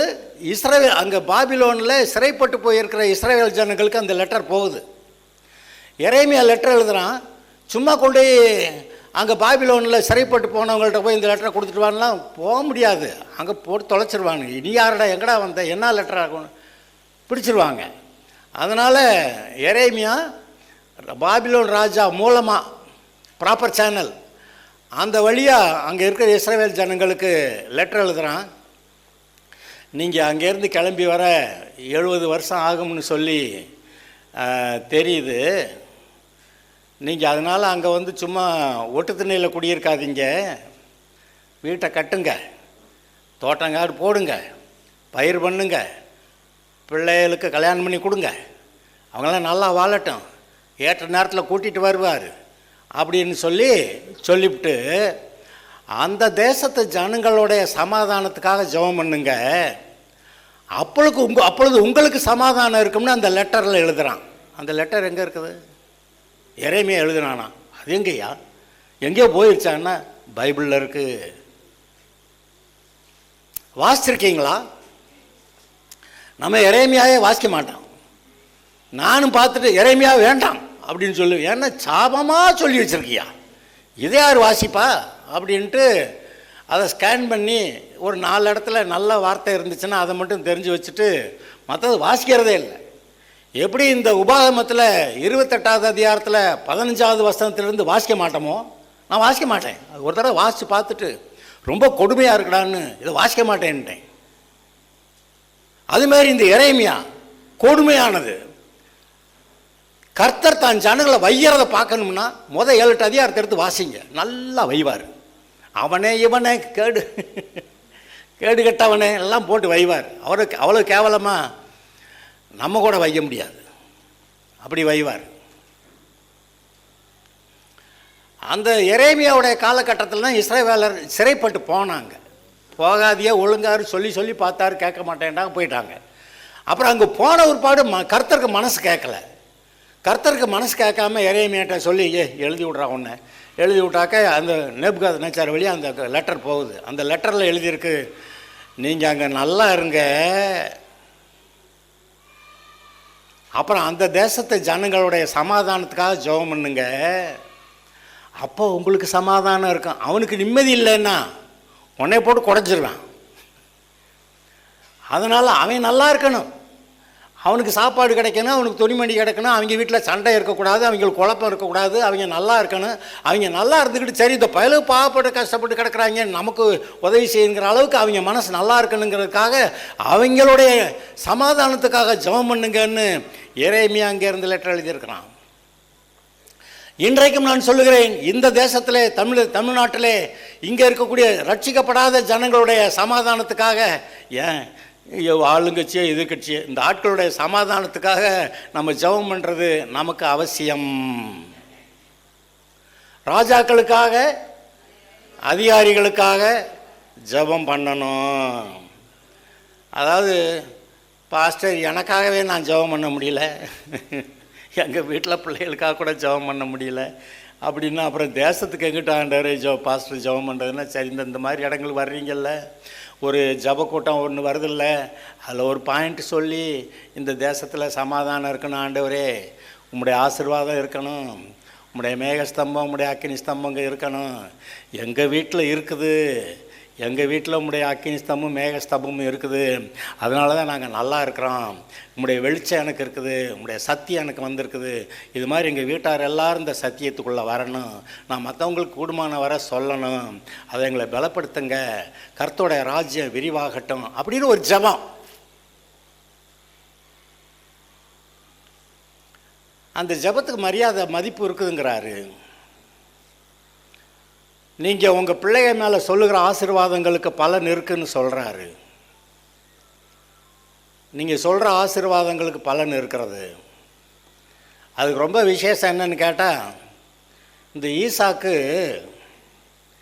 ஏசான்னு நினச்சிக்கிட்டு யாக்கோபு ஆசீர்வதிச்சு விட்டான். என்னது இந்த ஏமாத்துக்காரன், இவன் போய் உங்கள் அம்மா சொல்கிறபடி கேட்டு ஆட்டுத்தோலை எடுத்து போத்திக்கிட்டு, ஆட்டுத்தோலை போத்திக்கிட்டா இருக்கிற அளவுக்கு மயிர் அந்த ஏசாவுக்கு இருந்திருக்குது. எனக்கு ரொம்ப ஆச்சரியமாக இருக்கும், இப்படி மயிராடா இருக்கும் அப்படின்னு. இங்கே யாருக்கும் மனுஷருக்கு அப்படி கிடையாது. ஆட்டுத்தோலை போட்டுட்டு போனான்னா அவன் தடையை பார்த்தானா சத்தம் அவன் சத்தம் மாதிரி இருக்குது, இந்த சரீரம் இவன் சரீரமாக இருக்குது அப்படின்ட்டு. சானாலும் அவனுக்கு டவுட் வந்துருச்சு. அவனுக்கு டவுட்லேயே இவனாக இருந்தாலும் பரவாயில்லன்னு ஆசீர்வதிச்சிட்டானோ, என்னவா இருந்தாலும் சரி. ஆனால் அவன் சொல்கிறான், அப்போ முதல்ல வந்தானே அவன் யார் அப்படி, அது அவன் என்ன. இப்போ இவன் ஏசா அது வேட்டையாடி சமைச்சு, ஏசாவுக்கு நல்லா தெரியும் எப்படி சமைச்சு கொண்டு போய் கொடுக்குறதுன்னு. அதை விட இவங்க அம்மாவுக்கு நல்லா தெரியும், நாக்குக்கு ருசியாக ஈசாக்கு என்ன கொடுக்கணுன்னு யாக்கோபுகிட்ட சொல்லி அதெல்லாம் ரெடி பண்ணி கொண்டு போய் கொடுத்தா, சத்தம் அவன் சத்தம் மாதிரி இருக்குது அப்படியெல்லாம் சொல்லிவிட்டு ஆசீர்வதிச்சு விட்டான். எழுதி பத்திரத்தில் எழுதி கையெழுத்து போட்டா கொடுத்தான். இல்லை, இப்படி நீ ஆசீர்வதிக்கப்பட்டிருப்பாய் அப்படி சொல்லிட்டாங்க. அப்புறமா ஏசா வந்து என்னை ஆசீர்வதிக்க, ஐயோ இதுக்கு முன்னாடி வந்தவன் யாருடா, அவன் வந்து உன்னை ஏமாற்றிட்டு போயிட்டான்டா அப்படின்ட்டு, சரி நான் அவனை ஆசீர்வதிச்சு விட்டனே அப்படின்னா இவன் கேட்குறான், உங்ககிட்ட அம்பிட்டுத்தான் ஆசீர்வாதமா, மீதி ஆசீர்வாதம் ஒன்றும் இல்லையா, மீதி ஆசீர்வாதத்தை எனக்கு சொல்லுங்கன்னா, மீதி ஆசீர்வாதம் இல்லைடா, பூராத்தையும் அவனுக்கு சொல்லிவிட்டேன்டான்றான். அவன் சொன்னபடி நடந்துதான் நடக்கலையா? அப்போ அவன் வந்து தன் பிள்ளைகளை ஆசீர்வதிக்கும் போது இப்படி இருக்கட்டும்னு சொல்லி ஆசீர்வதித்ததன்படி அங்கே நடந்ததே, வேற ஒன்றும் இல்லை, விசுவாசத்தோடு சொன்னால் நடந்துருச்சு. அதே போல் யாக்கோபு ஒரு இடத்துல தான் 12 பிள்ளைகளையும் ஆசீர்வதிச்சு என்னமோ சொல்கிறான், நடந்துதான் நடக்கலையா? மோசே ஒரு நேரம் 12 கோத்திரத்தையும் ஆசீர்வதிச்சு இப்படியெல்லாம் இருப்பேன் அப்படின்னு சொல்கிறான், நடந்துதான் நடக்கலையா? இப்பொழுது இன்றைக்கு ஒருவேளை இந்த செய்தி இது மட்டுமா இருந்தால் கூட நான் கவலைப்பட மாட்டேன். நீங்கள் உங்கள் பிள்ளைகளை குறித்து அக்கறை இருக்கும்னா, நேரம் இல்லைன்னெலாம் சொல்லக்கூடாதுன்னு சொல்லுவீங்கிறதுனால தான் இப்போ இப்படி சொல்கிறேன். அக்கறை இருக்கும்னா ஒரு நேரம் எடுத்து, கர்த்தாவே என் பிள்ளைக மேலே இந்த ஆசீர்வாதத்தை நான் கூறுகிறேன். அவங்கெல்லாம் ஒரே ஒரு தடவை சொன்னதுக்கு அம்பிட்டு நடந்துருச்சு. You have a provision to speak the blessings upon the children daily. நீங்கள் ஒவ்வொரு நாளும் இந்த ஆசீர்வாதத்தை உங்கள் பிள்ளை மேலே சொல்கிறதுக்கு உங்களுக்கு வாய்ப்பு இருக்குது. அவசரம் எனக்கு இது வேலை முடியலன்னெலாம் சொல்லக்கூடாது. சரி, உங்கள் பிள்ளைய நல்லா இருக்கணுமா வேண்டாமா சொல்லணும். அப்புறம் கர்த்தர் இப்படி ஒரு ரூல் தான் வச்சிருக்கிறாரு. எங்க என்னாகமம் 6வது அதிகாரம், என்னாகமம் 6வது அதிகாரம், ஆமாம் கரெக்டாக பிடிச்சிட்டார் அவர். 24, 25, 26 அதை நம்ம 23லேருந்து வாசிக்கணும். அப்போ தான் கான்டெக்ஸ்ட் வருது, எந்த சூழ்நிலையில் எதற்காக சொல்லப்படுகிறதுன்னு வருது. என்னாகமம் 6:23 முதல், நீ ஆரோனோடும் அவன் குமாரரோடும் சொல்ல வேண்டியது என்னவென்றால், நீங்கள் இஸ்ரவேல் புத்திரரை ஆசீர்வதிக்கும் போது அவர்களை பார்த்து சொல்ல வேண்டியது. யார் ஆசீர்வதிக்கணும்? அவன் மோசே ஆசீர்வதித்தாலும் சரி, ஆரோன் ஆசீர்வதித்தாலும் சரி. மோசே வந்து ஜனத்தின் அதிபதி, ஆரோன் வந்து அவன் ஆசாரியன், பிரதான ஆசாரியன். பிரதான ஆசாரியன் தேவனுக்கும் மனுஷனுக்கும் கூட நடுவில் நிற்கிற ஆள். மனுஷனுடைய காரியத்தை கர்த்தர்கிட்ட சொல்லுவான், கர்த்தருடைய வார்த்தை எங்கள் மனுஷன்கிட்ட சொல்லுவான். அப்படி கர்த்தருடைய ஆசீர்வாதத்தை இந்த ஆசாரியன் ஜனங்கள் மேலே சொல்லணும். இன்றைக்கும் அப்படிதான் இருக்கு, அன்றைக்கும் அப்படிதான் இருக்கு. கர்த்தர் தன்னுடைய வசனத்தை அனுப்பி தான் ஆசீர்வதித்தார். அங்கே அப்படியா இருப்பதான் இப்படியா இருப்ப, அதெல்லாம் நீங்கள் உங்கள் மூலமாக உங்களுடைய வாயின் வார்த்தையினாலே அங்கே உண்டாக வேண்டும். செங்கடலை கர்த்தராக திறந்து விடலை, மோசேட்ட சொல்லி செங்கடலை திறந்து விடுனார். யோசுவா யோர்தான் நதியை தானே அவன் பாட்டுக்கு திறந்துடல, கர்த்தர் சொன்னார், இந்த ஆசாரியர்கள்ட்ட சொல்லி போய் அங்கே நிற்க சொல்லு, அது திறக்கும்டான்னு சொன்னார். திறக்கும்னா திறந்துச்சு. எல்லா ஆசீர்வாதங்களும் வார்த்தைகளினாலே வந்திருக்கிறது. இன்றைக்கு உங்களை அழைத்த போது உங்களுடைய வாழ்க்கையிலே ஒரு தரிசனத்தை கொடுத்தவர், நீ வருங்காலங்களில் எப்படியெல்லாம் வருவ அப்படி சொன்னவர். யோசேப்புக்கு எப்படி ஆசீர்வாதத்தை சொன்னார்? உன்னுடைய சகோதரர்கள் எல்லாரும் உன்னை பணிந்து கொள்வார்கள். அப்படி காலம் வருதுன்னு சொல்லியிருந்தார். 2 சொப்பனத்தை சொல்லி விஷயத்தை சொல்லியிருந்தார், அவ்வளவுதான். அப்படி சொன்ன வார்த்தைகள் அவனுடைய வாழ்க்கையிலே பலித்தது. ஆபிரகாமை அழைத்த தேவன் அவனுக்கு என்னமோ சொல்லி சொல்லி சொல்லி அவனை விசுவாசிக்க வச்சு அவனுக்கு பிள்ளைய கொடுத்து அந்த பிள்ளையை நீ உன் பிள்ளை எனக்கு கூட, நான் என் பிள்ளைய உனக்கு கொடுக்குறேன்னு சொல்லி அதை நம்ப வச்சு, இப்படி என்னுடைய குமாரனை நான் கொடுத்தேன்னாக்க நீ ரட்சிக்கப்படுவ, அது மட்டும் இல்லை உனக்குள்ளாக பூமியில் உள்ள சகல ஜாதிகளும் ஆசீர்வதிக்கப்படும்னு சொல்லி அவனை நம்ப வச்சு அவன் விசுவாசித்தான், அது அவனுக்கு நீதியாக என்னார்னு சொல்லிக்கிட்டு அவன் அதை நம்பினானா அதுபடி நடந்துதான். அதை சொல்லிக்கிட்டு இயேசு வர்றாரு, ஆபிரகாமினுடைய நாளை காண ஆசையாக இருந்தான். அப்படியானா எல்லாம் வார்த்தைகளிலே செயல்படுகிறது. தேவன் வார்த்தையாக இருக்கிறார், அவர் பேசினார், நடந்தது. நீங்கள் அவர் சாயல் ரூபமாக இருக்கிறீர்கள், நீங்கள் பேசுகிறது தான் நடக்கும், வித்தியாசமாக நடக்காது. விசுவாசம் இருந்தால் உங்கள் உங்கள் பிள்ளைய மேலே, உங்கள் வீட்டார் மேலே இந்த ஆசீர்வாதங்களை சொல்லுவீங்க. உங்கள் விசுவாசம் இல்லைன்னா சொல்ல மாட்டீங்க. அங்கே ஒரு லேக்குனா, அங்கே ஒரு எம்டினஸ், அங்கே ஒரு வாய்டு அங்கே வந்துடுது. அந்த பிள்ளைகளுக்கு ஒரு நம்பிக்கை இல்லை. நான் தான் அன்றைக்கி தான் 4 நாள் கேட்டுக்கிட்டு இருந்தேன், உங்கள் பிள்ளைகளை என்ன வேலைக்கு அனுப்பணும்னு நினைக்கிறீங்க அப்படின்னு கேட்டு. இந்த கேள்வி ரொம்ப பயங்கரமான மோசமான கேள்வி, ஆனால் நல்ல கேள்வி. ஏன்னா சீக்கிரத்தில் பதில் வராது. நீங்கள் சின்ன வயசாக இருந்தால் நீங்கள் என்ன வேலைக்கு போகணுன்னு நினைக்கிறீங்க, எப்படி சம்பாதிக்கலாம், எப்படி நல்லா வாழலாம், அப்படியெல்லாம் எப்படி நினைக்கிறீங்க? அதை அந்த ஆசையோடு சேர்ந்து கர்த்தர் கொடுக்குற கர்த்தாவே என்ன செய்யணும்னு கேட்டால் அவர் ஒரு தரிசனத்தை சேர்த்து கொடுத்துருவார்.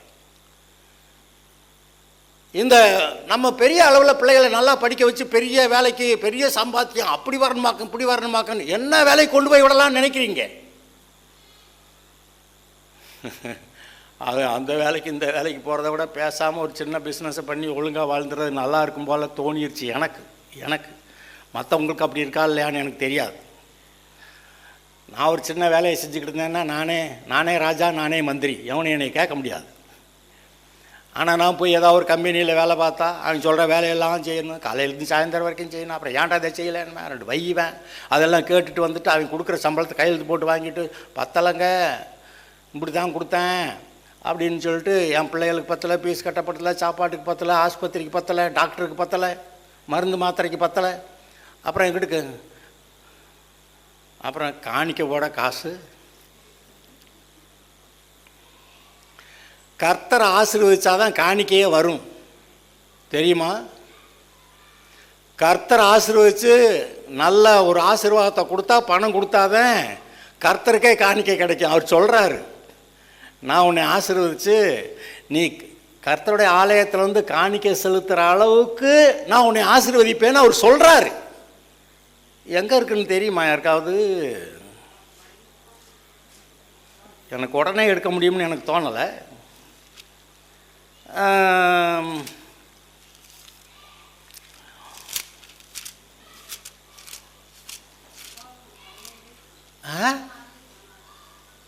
உபாகமமா 16-17 வாசிக்க.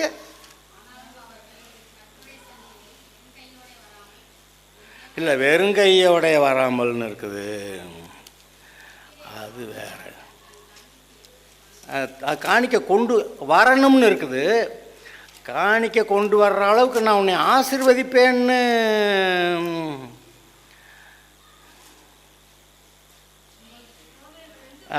இருங்க. யோவேல் எடுத்துட்டியாப்பா? ஓகே, பிரைஸ் அலாட், கண்டுபிடிச்சிட்டாங்க ஒரு இடத்துல. யோவேல் 2 அந்த ஜபத்தை பற்றி எழுதியிருக்கு. அந்த ஜபத்துக்கு பின்னாடி இந்த வசனம் வருது. 12லேருந்து வாசிக்கலாம். ஆதலால் நீங்கள் இப்பொழுதே உபவாசத்தோடும் அழுகையோடும் புலம்பலோடும் உங்கள் முழு இருதயத்தோடும் என்னிடத்தில் திரும்புங்கள் என்று கர்த்தர் சொல்லுகிறார். நீங்கள் உங்கள் வஸ்திரங்களை அல்ல, உங்கள் இருதயங்களை கிழித்து உங்கள் தேவனாய கர்த்தரிடத்தில் திரும்புங்கள். அவர் இரக்கமும் மன உருக்கமும் நீடிய சாந்தம் மிகுந்த கிருபையும் உள்ளவர். அவர் தீங்குக்கு மனஸ்தாபப்படுகிறவருமாய் இருக்கிறார். ஒருவேளை என்னது நம்ம சொல்லுவோம்ல, இங்கே ஒருவேளை அப்படி வாசிக்கக்கூடாது. ஒருவேளை அவர் திரும்பி மனஸ்தாபப்பட்டு உங்கள் தேவனாய கர்த்தருக்கு போஜன பலிகளையும் பான பலிகளையும் செலுத்துவதற்கான ஆசீர்வாதத்தை தந்தருள்வார். இவன் வீட்டில் ஒன்றும் இல்லைன்னா கர்த்தருக்கு என்னத்தை காணிக்க கொண்டு போய் கொடுக்க, ஆட்டுக்குட்டி மாடு எல்லாம் ஒன்றும் கொடுக்க முடியாதுல்ல. அவர் கணக்கு வச்சுருக்கிறாரு, காசு வச்சுருக்கிறவன் மாடு செலுத்து, அப்புறம் கொஞ்சம் பரவாயில்லாமல் இருக்கிறவன் ஆடு செலுத்து, அப்படி ஒன்றும் இல்லைன்றவன் காட்டு புறாவையாவது புறா கொஞ்சையாவது கொண்டு வந்து காணிக்க செலுத்தி சொல்கிறாரு. அவன் அந்த பொருளாதார அந்தஸ்துக்கு பதிலாக அது கேட்டார்பில்ல. இங்கே காணிக்கே கிடையாது. பைபிளில் எழுதியிருக்கு, அந்த ஆசரிப்பு கூடாரத்தில் அங்கே வேலை செய்கிற ஆசாரியர்களுக்கு அந்த லேவியர்களுக்கு சாப்பாடு இல்லை. என்னடான்னா ஜனங்கள் காணிக்க கொண்டு வந்தால் தானே அதை எடுத்து வச்சுட்டு அந்த ஆசாரியர்களும் லேவியர்களும் சாப்பிட்டு கர்த்தருடைய வேலையை ஆலயத்தில் செய்வாங்க. அதனால் சாப்பாடு இல்லைன்னு ஆசாரியர்களும் லேவியர்களும் அந்த ஊரை விட்டு ஓடி போயிட்டாங்களாம். வெளிநிலங்களுக்கு அவன் கிடைச்ச மாட்டம் மேய்ச்சி ஆட்டம் மேய்ச்சி பொழைச்சிக்கலாம்டான்னு ஓடி போயிட்டான்னா கர்த்தருடைய ஆலயத்தை விட்டு. பைபிளில் தான் எழுதியிருக்கு. அப்போ இன்னும் என்னது, அங்கே ஆசரிப்பு கூடாரம் இருக்கணும், அங்கே ஆராதனை நடக்கணும், கர்த்தருக்கு காணிக்க கொண்டு வரணும், கர்த்தருக்கு அந்த கர்த்தரை அதை ஏற்றுக்கிட்டு கர்த்தர் அந்த ஜனங்களை ஆசீர்வதிக்கணும். அப்போ ஆலயம் இருக்கணும், ஆராதனை இருக்கணும், அப்போ தான் அந்த ஜனங்களுக்கு ஆசீர்வாதம். ஆலயம் இல்லை, ஆராதனையும் இல்லை, ஆசாரியர்களும் லேவியர்களும் அந்த ஆசரிப்பு கூடாரத்துக்கு ஓடி போயிட்டாங்களா அப்படின்னா என்ன நடக்குது? ஏன் அப்படிலாம் நடந்துச்சு? ஏன்னா அந்த இஸ்ரவேலர் அவ்வளவு பொல்லாதவங்க, பாவத்தில் போனாங்க, கடைசிக்கு பஞ்சத்தில் அடிபட்டாங்க, கேவலமான நிலைமைக்கு போயிட்டாங்க. எவ்வளோ கேவலம்னா ஆசாரியனாகிய ஏலியா எலியா, நீங்கள் தமிழில் ஏலின்னு வாசிச்சிருக்கீங்க, இங்கிலீஷில் வாசித்தா எலின்னு கூட வாசிக்கலாம். அதை கர்த்தர் அவன்கிட்ட சொல்லியிருந்தாராம், உன் பிள்ளைகளை ஒழுங்காக கண்டிச்சு வை, ரொம்ப சேட்டை பண்ணுறாங்க அப்படின்னு. அப்புறமேல இவன் கண்டித்து பார்த்தான், ஆனாக்கா அவங்கெல்லாம் ஒன்றும் அடங்குற மாதிரி இல்லை. கர்த்தர் வர்றாரு, என்னை காட்டில் உன் பிள்ளைகளை நீ ரொம்ப மதிக்கிறியோ அப்படியெல்லாம் கேட்டுவிட்டு பாடுறான், எல்லா பையிலையும் ஒரே நாளில் சாகடிக்கிறேன்னு. அங்கே பெலிஸ்தர்கள்ட்ட யுத்தம் வந்துச்சு, இவங்களுக்கு ஜெயிக்க முடியல. என்ன பண்ணாங்க, கர்த்தருடைய பெட்டியை அங்கே கொண்டு போனால் கர்த்தர் வந்து ஜெயம் கொடுத்துருவாருன்னு கர்த்தருடைய பெட்டியை கொண்டு போனால் அவங்க கர்த்தருடைய பெட்டியை பிடிச்சிட்டு போயிட்டாங்க. கடைசிக்கு ஏலியோட 2 குமாரர்களும் ஒரே நாளில் செத்தாங்க. கர்த்தர் சொன்னார், கொண்டு விடுவேன்னு சொன்னார்.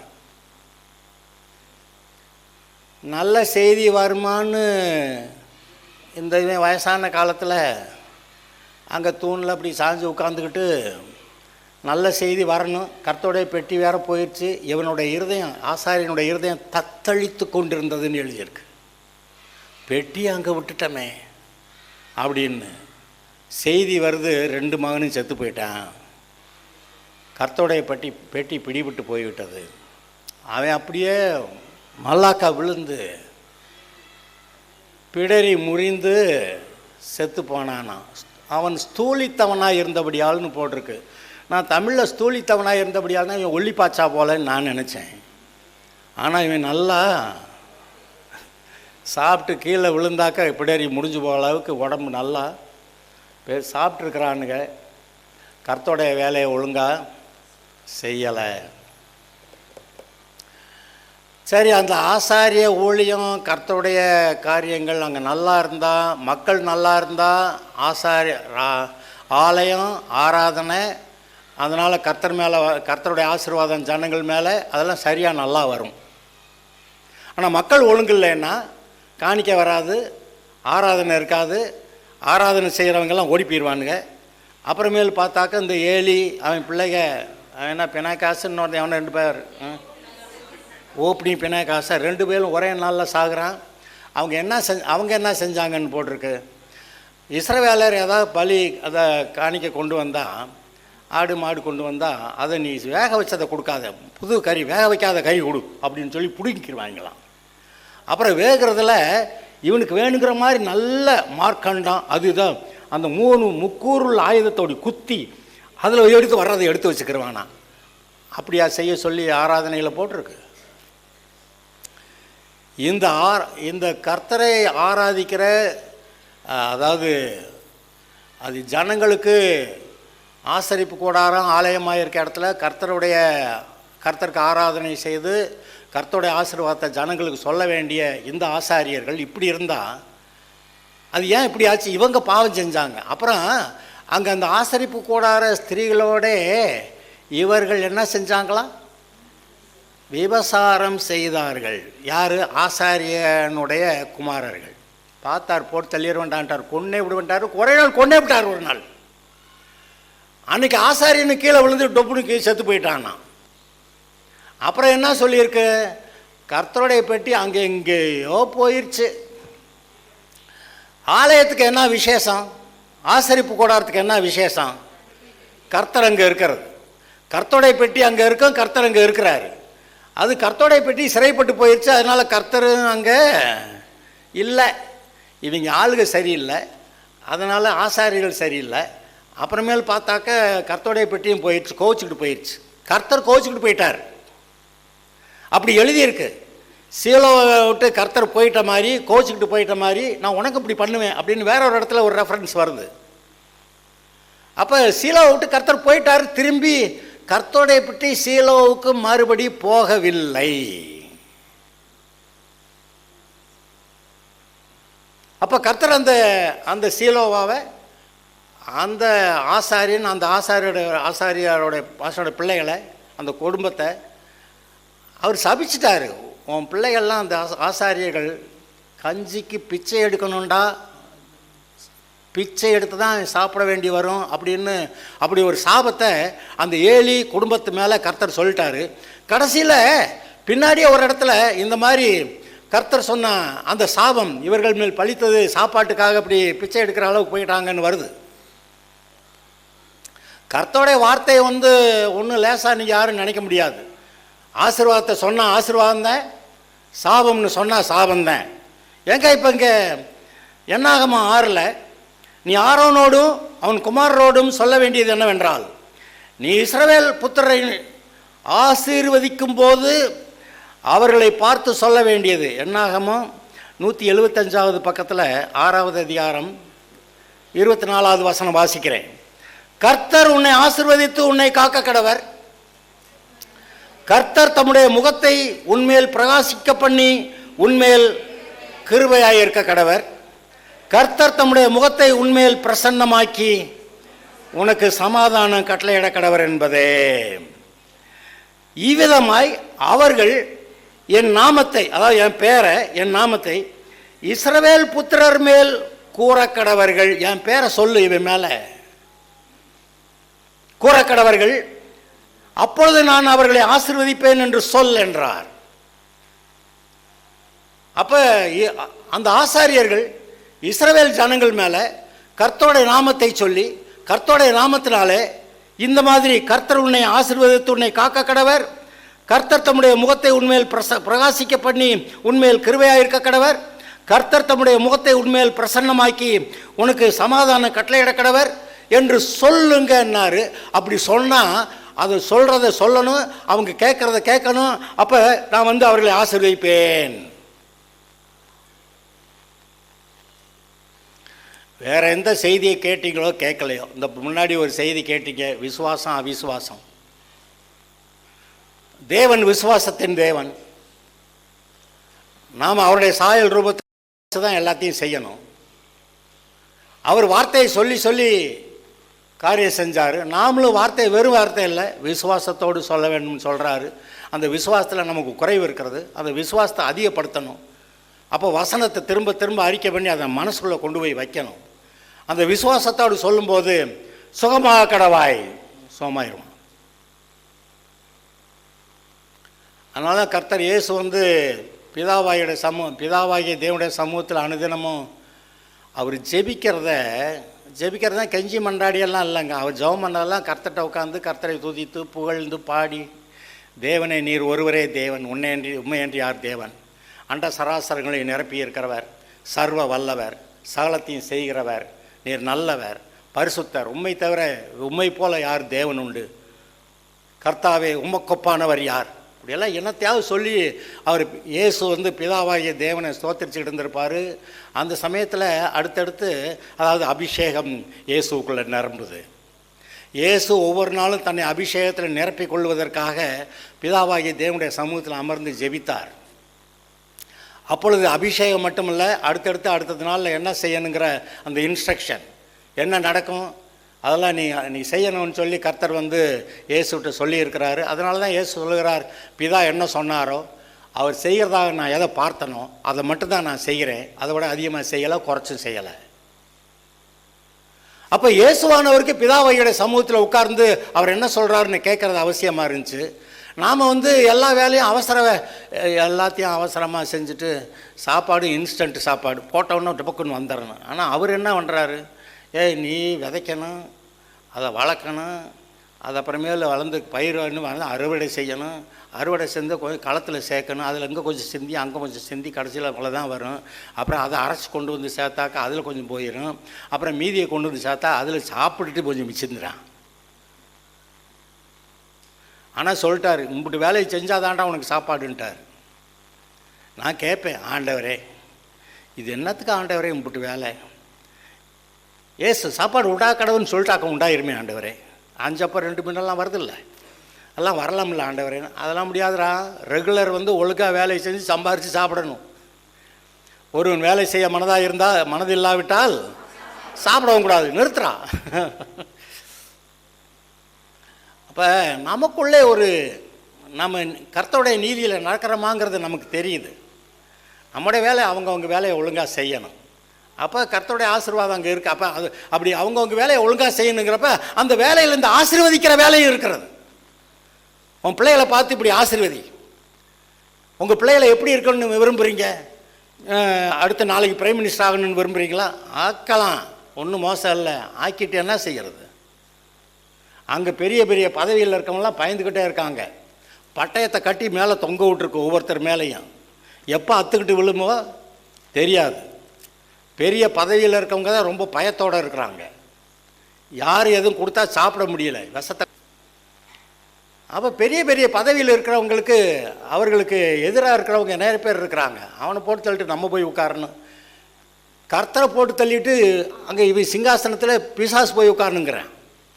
அதே புத்தி இன்றைக்கி உலகம் பூரா இருக்குது. அதனால் எல்லாரையும் நம்ப முடியல. அவன் இப்போ நான் சொல்லுவேன், நீங்கள் சாதாரண ஆளாக இருக்க வரைக்கும் உங்களுக்கு பிரச்சனையே கிடையாது. நீங்கள் காரு வாங்கியிருந்தா கூட இங்கிட்ட கோணமானலாம் கிழிஞ்சு பார்க்குறது ரொம்ப சுத்தமெல்லாம் நல்லா இல்லாமல் இருந்தால் கூட ஓகே, உள்ளுக்கு எல்லா வசதியும் இருக்கணும். ஆனால் பார்க்க நல்லா இல்லைன்னா கூட மோசம் இல்லைன்னு நினைப்பேன் நான். ஹலோ,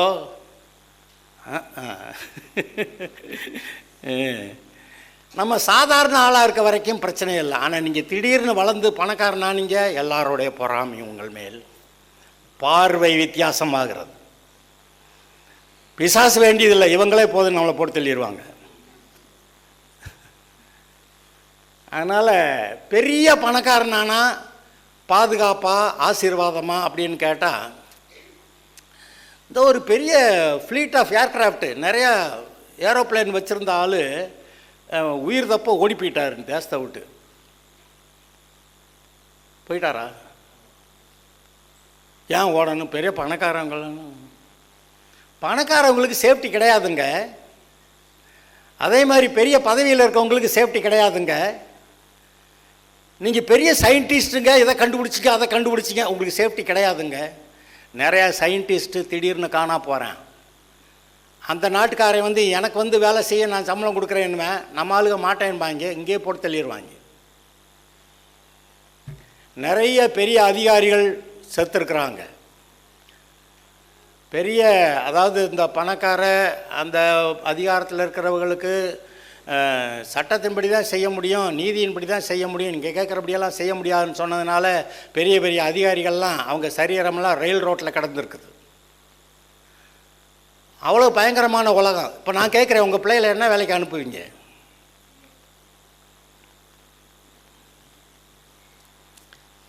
ஒரு ஆவரேஜ் லெவலில் இருக்கிற வரைக்கும் நீங்களும் பாதுகாப்பு, உங்கள் பிள்ளைகளும் பாதுகாப்பு. ரொம்ப பெருசாகிட்டா ஆபத்து வருகிறது. ஆனால் அதே சமயத்தில் சாப்பாட்டுக்களில் அது ரொம்ப கேவலம், அது வேண்டாம் இது வேண்டாம். அதனால தான் ஒருத்தன் சொன்னேன், இன்னும் ரொம்ப கொடுத்து என்னை ஆசீர்வதிக்க வேண்டாம், எனக்கு இல்லை இன்னும் போக வேண்டாம் அப்படின்னு சொல்லி ஒருத்தன் ஜெபம் பண்ணுறான். இந்த உலகம் பொல்லாததுங்க. ஆனால் கர்த்தருடைய ஆசீர்வாதம்னு ஒன்று இருக்குது. உங்களை நான் என்னவா செய்கிறேன் அப்படின்னு சொல்லி உங்களுக்கு ஒரு தரிசனம் கொடுப்பாரே, நீங்கள் அந்த தரிசனத்துக்கு வந்தீங்கன்னா நீங்களும் நல்லா இருப்பீங்க, உங்களை சுற்றுலமாக இருக்கிற ஜனங்க, உங்கள் வீட்டாருக்கு நல்லா இருப்பீங்க, உங்கள் சுற்றுலமாக இருக்கிற ஜனங்களுக்கு நீங்கள் ஆசீர்வாதமாக இருப்பீங்க. கர்த்தர் ஆபிரகாம் பார்த்து சொன்னார், உனக்குள் பூமியில் உள்ள சகல ஜாதிகளும் ஆசீர்வதிக்கப்படுவார்கள். அதை விட ஆசீர்வாதமாக இருக்குது. நாம் அதை அவனுக்கு விளங்குச்சா இல்லையா நம்ம நினைப்போம். அவனுக்கு விளங்கியிருக்கோம். உன்னுடைய சந்ததியில் இயேசு வர்றாரு. இயேசு கிறிஸ்து மூலமாக தான் ஆதாம்லேருந்து எவன் வேணாலும் ரட்சிக்கப்பட முடியும்.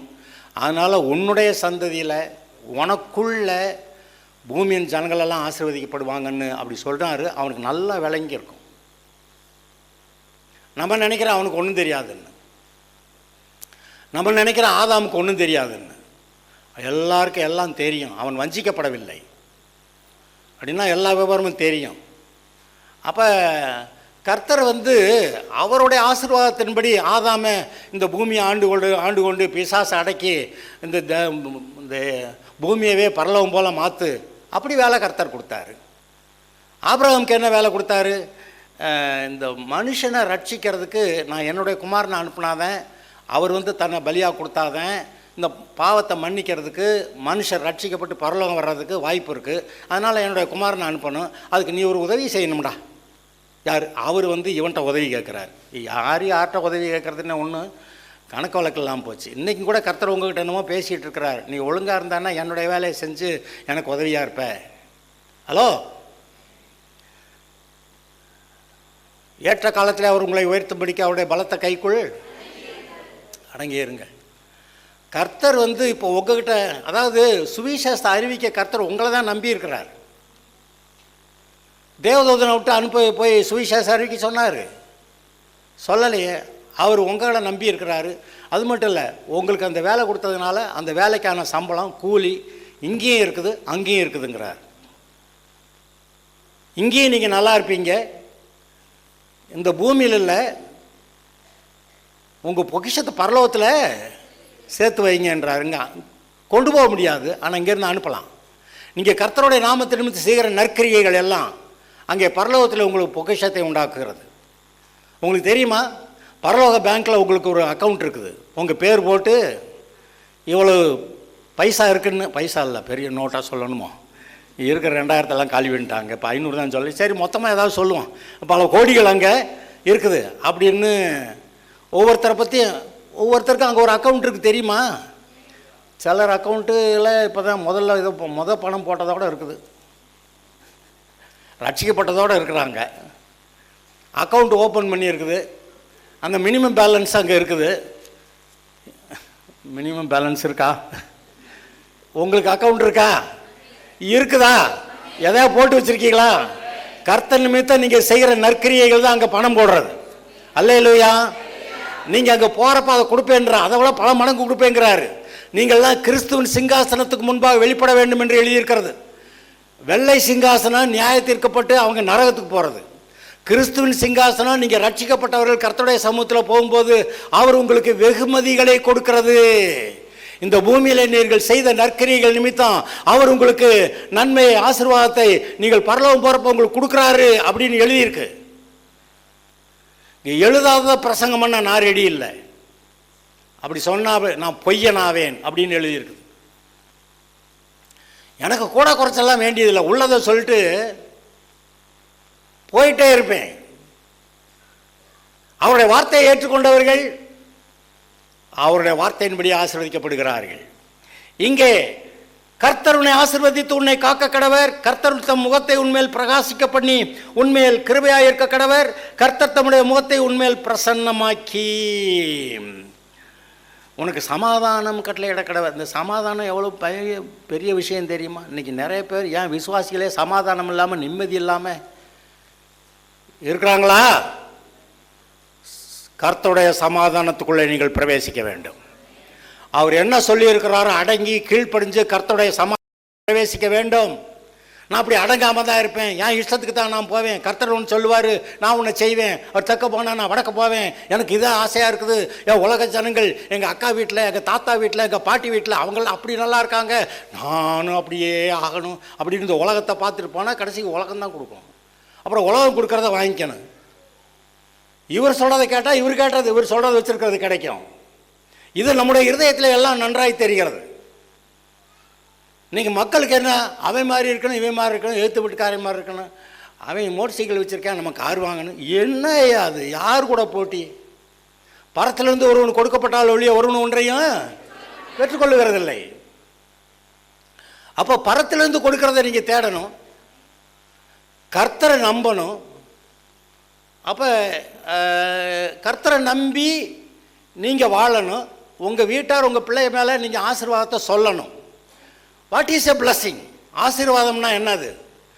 கர்த்தருடைய, அதாவது இயற்கைக்கு அப்பாற்பட்ட தேவனுடைய வல்லமையை இந்த மனுஷருக்குள்ளே நீங்கள் இம்பார்ட் பண்ணுறது. Imparting the blessings of God by speaking the words of God, the words of faith. தேவனுடைய வார்த்தைகளை இவர்கள் மேலே சொல்லி அந்த தேவனுடைய ஆசீர்வாதத்தை அவர்கள் மேலே உண்டாக்குறது. Imparting the blessings upon the human beings. மனுஷருக்குள்ள தேவனுடைய ஆசீர்வாதத்தை உண்டாக்குறது. அது எப்படி உண்டாக்குறது? அந்த தேவனுடைய விசுவாச வார்த்தைகளை, வாக்குத்தத்த வசனங்களை சொல்லி அவர்களுக்குள்ள அதை உண்டாக்குறது. What is a blessing? எனக்கு ஆசீர்வாதம் கொடுக்கணும் ஆண்டவரே, ஆசீர்வாதம் கொடுக்க. என்ன வார்த்தையை வச்சு அந்த ஆசீர்வாதத்தை கேட்குற? அந்த ஆசீர்வாதத்தை நான் சொல்லணும். இப்போ நாங்கள் ஆசாரியன் நிற்கிறேன்னா கர்த்தருடைய ஆசீர்வாதத்தை உங்கள் மேலே சொல்லணும், சொல்கிறேன் நான். ஒவ்வொரு வாக்கு தத்தத்தை சொல்லும்போது உங்கள் மேலே கர்த்தருடைய அந்த ஆசீர்வாத மழை இறங்குகிறது. கர்த்தருடைய வார்த்தையினாலே பிழைப்பான். இந்த வசனத்தை தான் சொல்ல சொன்னார். எப்பேற்பட்ட சபிக்கப்பட்ட பின்னணியில் கடந்தாலும் அவர்கள் ஆசீர்வாதமாய் மாற முடியும். தேவன் சூழ்நிலைகளை மாற்றுகிறவர். அந்த சூழ்நிலைகளை நீங்களே மாற்ற உங்களை பலப்படுத்துகிறவர். கர்த்தர் உங்களை தன்னுடைய கரங்களில் இருக்க கருவியாய் எடுத்து பயன்படுத்துவார். அவருடைய பலத்தை கைக்குள்ள அடங்கியிருங்கள். நீங்கள் நன்றாயிருப்பீர்கள். உங்கள் வீட்டார், குடும்பத்தார், பிள்ளை எல்லாம் நல்லா இருப்பாங்க. பிள்ளைகளுக்கு சொல்ல வேண்டிய ஆசீர்வாதத்தை நீங்கள் சொல்ல வேண்டும். சொல்ல நேரம் இல்லை, அவர் எனக்கு ஆசீர்வாதிக்க நேரம் இல்லைன்றார். நீங்கள் சொன்னால் சொன்னது நடக்கும், நீங்கள் சொல்லலைன்னா நடக்காதுன்றார். உங்களை கொண்டு தான் செய்வேங்கிறார். நீராக செஞ்சுக்க ஆண்டவரே அப்படின்னு அதுவும் ஜெபம் பண்ணுறப்ப நீராக செய்யும். அது முன்னொன்று எனக்கு ஜெபம் பண்ண கூட நேரம் இல்லைன்னு யார்கிட்டையாவது போய் என் பிள்ளைகளுக்காக எனக்காக இப்படி ஜெபம் பண்ணுன்னு யார்கிட்டையாவது கேட்குறது. இதை மாதிரி மோசமான ஒரு விசுவாசியை எங்கேயும் பார்க்க முடியாது. இவங்க ஜெபம் பண்ணால் கேட்க மாட்டானா, யாரோ ஜெபம் பண்ணால் கேட்பாரா? இது என்ன அது? உனக்கு இருக்கிற ஆத்திர அளவுக்கு அவங்களுக்கு இருக்குமா? இருக்காதே. இப்போ நாம் கர்த்தர்கிட்ட வரணும், ஒவ்வொரு நாளும் அவருடைய சமூகத்தில் நிற்கணும். இயேசு கர்த்தர்கிட்ட பிதாட்ட வந்தார். அவர் என்ன கதை விட்டுக்கிட்டு இருந்தாரோ நமக்கு தெரியாது, என்ன பேசுகிறாரோ நமக்கு தெரியாது. ஆனால் பிதாவுக்கு குமாரனோட கூட உட்காந்து கதை பேசுகிறது ரொம்ப இன்ட்ரெஸ்ட்டு. இன்றைக்கும் நீங்கள் கர்த்தருடைய சமூகத்தில் வந்து எதையாவது பேசுங்க, உங்கள் மேலே ரொம்ப பிரியமாக இருக்கிறார். நீங்கள் கண்டதை பேச முடியாது. ரெலவெண்ட்டாக அவங்க தகப்பனாகிய தேவன்கிட்ட, பிதாவாகிய தேவன்கிட்ட என்ன பேசணும்னு உங்களுக்கு தோணுதோ அதைத்தான் சொல்லுவீங்க. நீங்கள் என்ன உளர்னா கூட கர்த்தர் உங்கள் மேலே சந்தோஷமாக இருக்கிறாரு. சிறு குழந்தை உங்களை பார்த்து போட்டுங்குது, அதை பார்த்து நீங்கள் சந்தோஷப்படுறீங்க. என்னையா அது? நீங்கள் சந்தோஷப்படுற வார்த்தையாவது பேசுது. ஆனால் அந்த பிள்ளை மேலே உங்களுக்கு அம்புடு சந்தோஷம். என்னத்தையா உளருங்க, அவர் உங்கள் மேலே சந்தோஷமாக இருக்காரா இல்லை நான் பார்க்குறேன். நான் டேக் டைம்.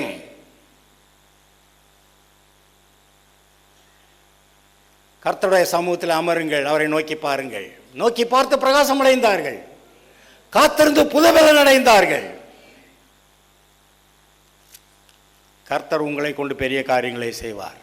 இப்போ சொல்கிறாரு, பராக்கிரமசாலியே அப்படின்னு ஒருத்தனை கூப்பிட்டாரு. அவன் பயந்தாரி, ஆனால் அவனை கொண்டு பெரிய காரியங்களை செய்தார். நீங்கள் அப்படி தான் இருக்கலாம். நம்ம என்ன செய்ய போகிறோம்? உங்களை வச்சு பெரிய காரியம் செய்வார். நிறைய விஷயம் எல்லாம் முடிஞ்சு வச்ச ஆண்டவரே, எல்லாம் புதுசாக அது ஆரோனுடைய கோல் காஞ்சு போன கோல் தான், ஆனால் துளிர்த்ததான். அது எப்படி? நீங்கள் நினைக்கலாம் எல்லாம் செத்து போச்சு கட்டை மாதிரி இருக்கேன் ஆண்டவரே. கட்டையிலிருந்து துளிர் உண்டாகும். ஈசாயுடைய அடிமரத்திலிருந்து ஒரு துளிர், உங்களுடைய அடிமரத்திலிருந்து துளிர் தோன்றுகிறது. உங்களுடைய வாழ்க்கையின் அடிமரத்திலிருந்து துளிர் தோன்றுகிறது. உங்களை கொண்டு பெரிய காரியங்களை செய்கிறவர் உங்களோடு கூட இருக்கிறார். Take time to sit with God. கர்த்தருடைய சமூகத்தில் உட்கார, வேதத்தை வாசிக்க, பாடி துதிக்க நேரம் எடுங்கள். இதுல நேரம் இல்லைன்னு யாரும் சொல்லக்கூடாது. என்ன பாஸ்டர் இப்படி கடிமை? அப்படிதான் பேசுவேன். அப்பதான் நீங்க சரியாவீங்கன்னு அப்படிதான் பேசுவேன். நான் உங்க மேல நான் அன்பா இருந்தா அப்படி பேசணும். எக்கேட கட்டு போனா நான் பாட்டுக்கு சரி நான் பிரசங்கம் முடிச்சாச்சா போயிட்டு வாங்க, அல்லேலூயா நல்லா இருங்க அப்படி சொல்லிட்டு நான் பாட்டுக்கு போயிடலாம். பாஸ்டர் பாரு எவ்வளோ அன்பாக பேசுகிறாரு. அன்பாக பேசுகிறதுல வார்த்தை வரலையே. தகப்பன் எப்படி பிள்ளைகளை சிக்ஷிக்கிறானோ கடிந்து கொள்கிறானோ அதுபோல் சில சமயத்தில் டோஸ் விட்டுருவேன் நான். ஏன்னா நம்ம நேசிக்கிறப்போ உங்கள் பிள்ளைகளை நேசிக்கிறதுனால தான் நீங்கள் ஒழுங்காக ஒரு ஒழுங்குக்குள்ளே நீங்கள் நடத்துகிறீங்க. சேட்டை பண்ணால் குச்சி எடுத்துட்டு சாத்துறீங்க. பிரம்பை கையாடாதவன் தன் மகனை ஏற்கனவே பயக்கிறான்னு வேறு போட்டிருக்குது. ஸோ அதாவது நம்ம எல்லாம் பரலோகம் போகணும், நம்ம வீட்டார் பரலோகம் போகணும். அப்போ இங்கே எல்லாம் ஒரு ஒழுங்குக்குள்ளே கர்த்தருக்குள்ளே. உலகத்தில் எல்லோரும் எவ்வளோ போய் நாசமாகிறத பற்றி எனக்கு கவலை இல்லை. ஆனால் கர்த்தருடைய பிள்ளை நீங்கள், நம்ம எல்லாரும், நம்ம குடும்பத்தார் எல்லாரும் நம்ம ஒழுங்காக இருந்து பரலோகமே என் சொந்தமே இன்று என்று காண்பேன்னு நான் பாடுறேன். அந்த பாட்டை நாங்கள் பாட மாட்டோம். என்று காண்பேன் எப்போதான் பரலோகம் வரும்? ஏன்டா இங்கேயே பரலோக ராஜ்யம் உனக்குள்ள இங்கே இருக்கிறது. இயேசுவை ஏற்றுக்கொண்டவர்கள் இருதயத்தில் சமாதானம், சந்தோஷம், பரலோக ராஜ்யம் இங்கே இருக்கிறது. தேவனுடைய ஆளுகைக்கு உங்களுக்கு நீங்கள் இடம் கொடுங்கள். உங்களுடைய வாழ்க்கையில், உங்களுடைய இருதயத்தில் தேவனுடைய ஆளுகைக்கு நீங்கள் இடம் கொடுங்கள். உங்களுடைய இருதயம் பரலோகம் போல மாறும். அல்லேலூயா. தேவன் பெரிய காரியங்களை செய்வார். ஒன்றுமில்லாத ஆட்களை எடுத்து கர்த்தர் பெரிய காரியங்களை செய்திருக்கிறார்னு இது வரைக்கும் நம்ம வரலாற்றுலையும் பார்த்துருக்கோம், பைபிள்லையும் பார்த்துருக்கோம். ஒன்றுமில்லாத நிலைமையிலிருந்து பெரிய காரியங்களை அவர்களை கொண்டு செய்திருக்கிறார். தாவீது ஆடு மேய்க்கிறவனாக தான் இருந்தான். ஆனால் அவனை பெரிய ராஜாவாக்கி அவை மூலமாக தேசத்தை நல்ல ஆளுகைக்குள்ளே, கர்த்தருக்கு பிரியமான ஒரு ஆளுகைக்குள்ளே கர்த்தர் கொண்டு வந்திருக்கிறார். இவன் தான்டா சரியான ஆள் அப்படின்னு தாவீதை கொண்டு தன்னுடைய இஸ்ரவேல் தேசத்தை நல்ல ஆளுகை செய்கிறதுக்கு அவனை ஏற்படுத்தியிருந்தார். எலியா எலிசாலாம் யார்? எலியா நம்மை போல பாடுள்ள மனுஷனாக இருந்து, ஆனால் நின்ட்டான்ல. மழை பெய்யக்கூடாதுன்னா பெய்யலை. ஏன்னா இவன் வார்த்தையை கேட்டு மழை பெய்ய மாட்டேன்டுச்சு. யோசுவாவுடைய வார்த்தையை கேட்டு சூரியன் சந்திரன் மறையாமல் அது வாட்டுக்கு நிற்கிது. என்னடா நடக்குதுங்க? அதே வல்லமை உங்களுக்குள்ளே இருக்கிறது. நீங்கள் அவருடைய கர்த்தருடைய சமூகத்தில் அமர்ந்து, நீங்கள் அமர்ந்திருந்து நானே தேவன் என்று அறிந்து கொள்ளுங்கள். உங்களுக்குள்ளே தேவனுடைய ராஜ்யம், உங்களுக்குள்ளே அபிஷேகம், உங்களுக்குள்ளே கர்த்தருடைய வல்லமை. நீங்கள் பேசுகிற வார்த்தை மூலமாக அந்த வல்லமை புறப்படுகிறது. என்ன பேசுகிறீங்களோ அந்த வல்லமை போய் அதையே செஞ்சிடும். அதனால தான் பேசுகிறது கவனமாக பேசணும், சரியாக பேசணுங்கிறது. சரியாய் பேசுங்கள், கவனமாக இருக்கணும். ஒருவன் சொல் தவறாதவனாக இருந்தால் அவன் பூரண புருஷனும், தன் சரீரம் முழுவதையும் கடிவாளத்தினாலே அடக்கி கொள்ளக்கூடியவனுமாய். அதாவது சொன்னால் மாற்றி பேசக்கூடாது. கர்த்தர் ஏதாவது சொல்லிட்டு மாற்றி பேசுவாரா? அப்போ நீ என்னை மாதிரி கரெக்டாக இருன்றார். உன் நினைவுகள் என் வழிகள், உன் நினைவுகள் உன் வழிகள், என் நினைவுகள் என் வழிகள்ங்கிறார். உன்னுடைய வழிகள் உன்னுடைய நினைவுகள் என்னை போல நினைவுகள் வழிகளுக்கு வாங்க அப்படிங்கிறார். நீங்கள் என்னுடைய சாயலில் இருக்கீங்க. நீ ஏதாவது சிங்கம் கரடி புலி எல்லாம் கிடையாது. என் பிள்ளைங்க என்னை மாதிரி. The essence of my life is the essence of your life. உன்னுடைய ஜீவன் எப்படிப்பட்டதோ அப்படியே என்னுடைய ஜீவன் எப்படிப்பட்டதோ அப்படியே உன்னுடைய ஜீவன் இருக்குதுன்னு கர்த்தர் சொல்கிறார். ஹலோ, நான் மயக்கம் போடுற மாதிரி இருக்கா? நான் சில சமயம் இதெல்லாம் எப்படியா ஆண்டவரே நடக்கும் அப்படின்னு நான் கேட்பேன். அதுக்கு ஒரு வசனத்தை வாசிச்சுட்டு இந்த ஜெபம் பண்ணி முடிக்கலாம். 2 பேதுரு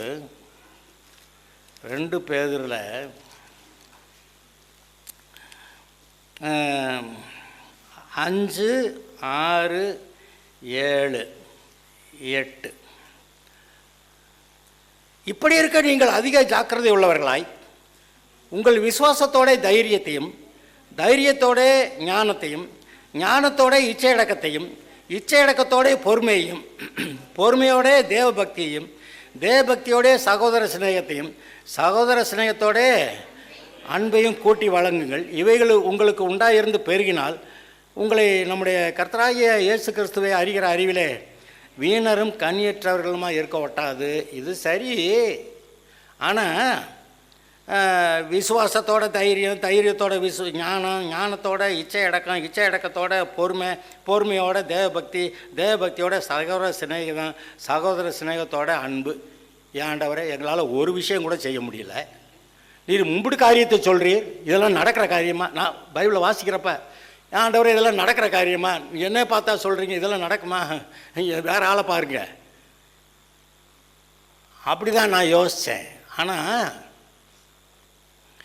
இவையெல்லாம் உங்களுக்குள்ளே கொடுக்கப்பட்டிருக்கிறது. அந்த உள்ளே இருக்கிறத பாருங்கள். உங்களுக்குள்ளே இதெல்லாம் இருக்குது. என்னை போல இருக்கக்கூடிய அந்த தன்மையை நான் உங்களுக்குள்ளே வச்சுருக்கேன். கிறிஸ்துவை போல பூர்ண புருஷாகக்கூடிய அந்த திறமையை உள்ளுக்கு வச்சுருக்கேன். இந்த ஆசீர்வாதத்தை சுதந்திரிக்கான திறமையை வச்சுருக்கிறேன். இந்த உலகத்தை ஆளுகை செய்யக்கூடிய திறமையை நான் உனக்குள்ளே வச்சுருக்கேன். நீ அதை உள்ளே இருக்கிறதை கண்டுபிடி. இருக்குது, உள்ளதான் இருக்குது. உள்ளதான் அந்த தரிசனத்தை வச்சிருக்கிறார். அமெரிக்காவிலே தரிசனம் இருக்குது. தரிசனம் நம்ம ஊரில் நமக்குள்ள, நம்முடைய இருதயத்துக்குள்ளே நம்ம எப்படி வாழணும், எப்படி வரணும் அப்படின்னு ஒரு தரிசனத்தை கர்த்தர் நமக்குள்ளே தான் கொடுத்துருக்கிறார். எது எப்படியெல்லாம் வாழணும் இல்லை, ஒருத்தர் உனக்கு ஒன்றும் போதிக்க வேண்டுவதில்லை. அந்த அந்த போதனைகளை எல்லாம், கற்பனைகளை எல்லாம் உன் இருதயத்தில் எழுதி வச்சுருக்கேன், உன் மனசில் எழுதி வச்சுருக்கேன்றார். நான் போய் நம்ம ஒருத்தர் உங்களுக்கு போதிக்க வேண்டியதில்லை நான் கூட சொல்லுவார். உள்ளே இருக்கிறது, உள்ளே இருக்கக்கூடிய அந்த ஆசீர்வாதத்தை வெளிக்கொண்டு வாருங்கள். அந்த வசனத்தை கேட்டு கீழ்ப்படிஞ்சு அவருடைய வழியில் நடங்க. அவ்வளவு ஆசீர்வாதங்களை சுதந்திரிப்பீர்கள். அவ்வளவு விஷயத்தில் நீங்கள் ஆளுகை செய்வீர்கள். அவ்வளவு விஷயத்தில் கர்த்தருடைய சித்தத்தை உங்களோட வாழ்க்கையிலே நிறைவேற்றுவீர்கள். அல்லேலூயா. அது ஜெபம்.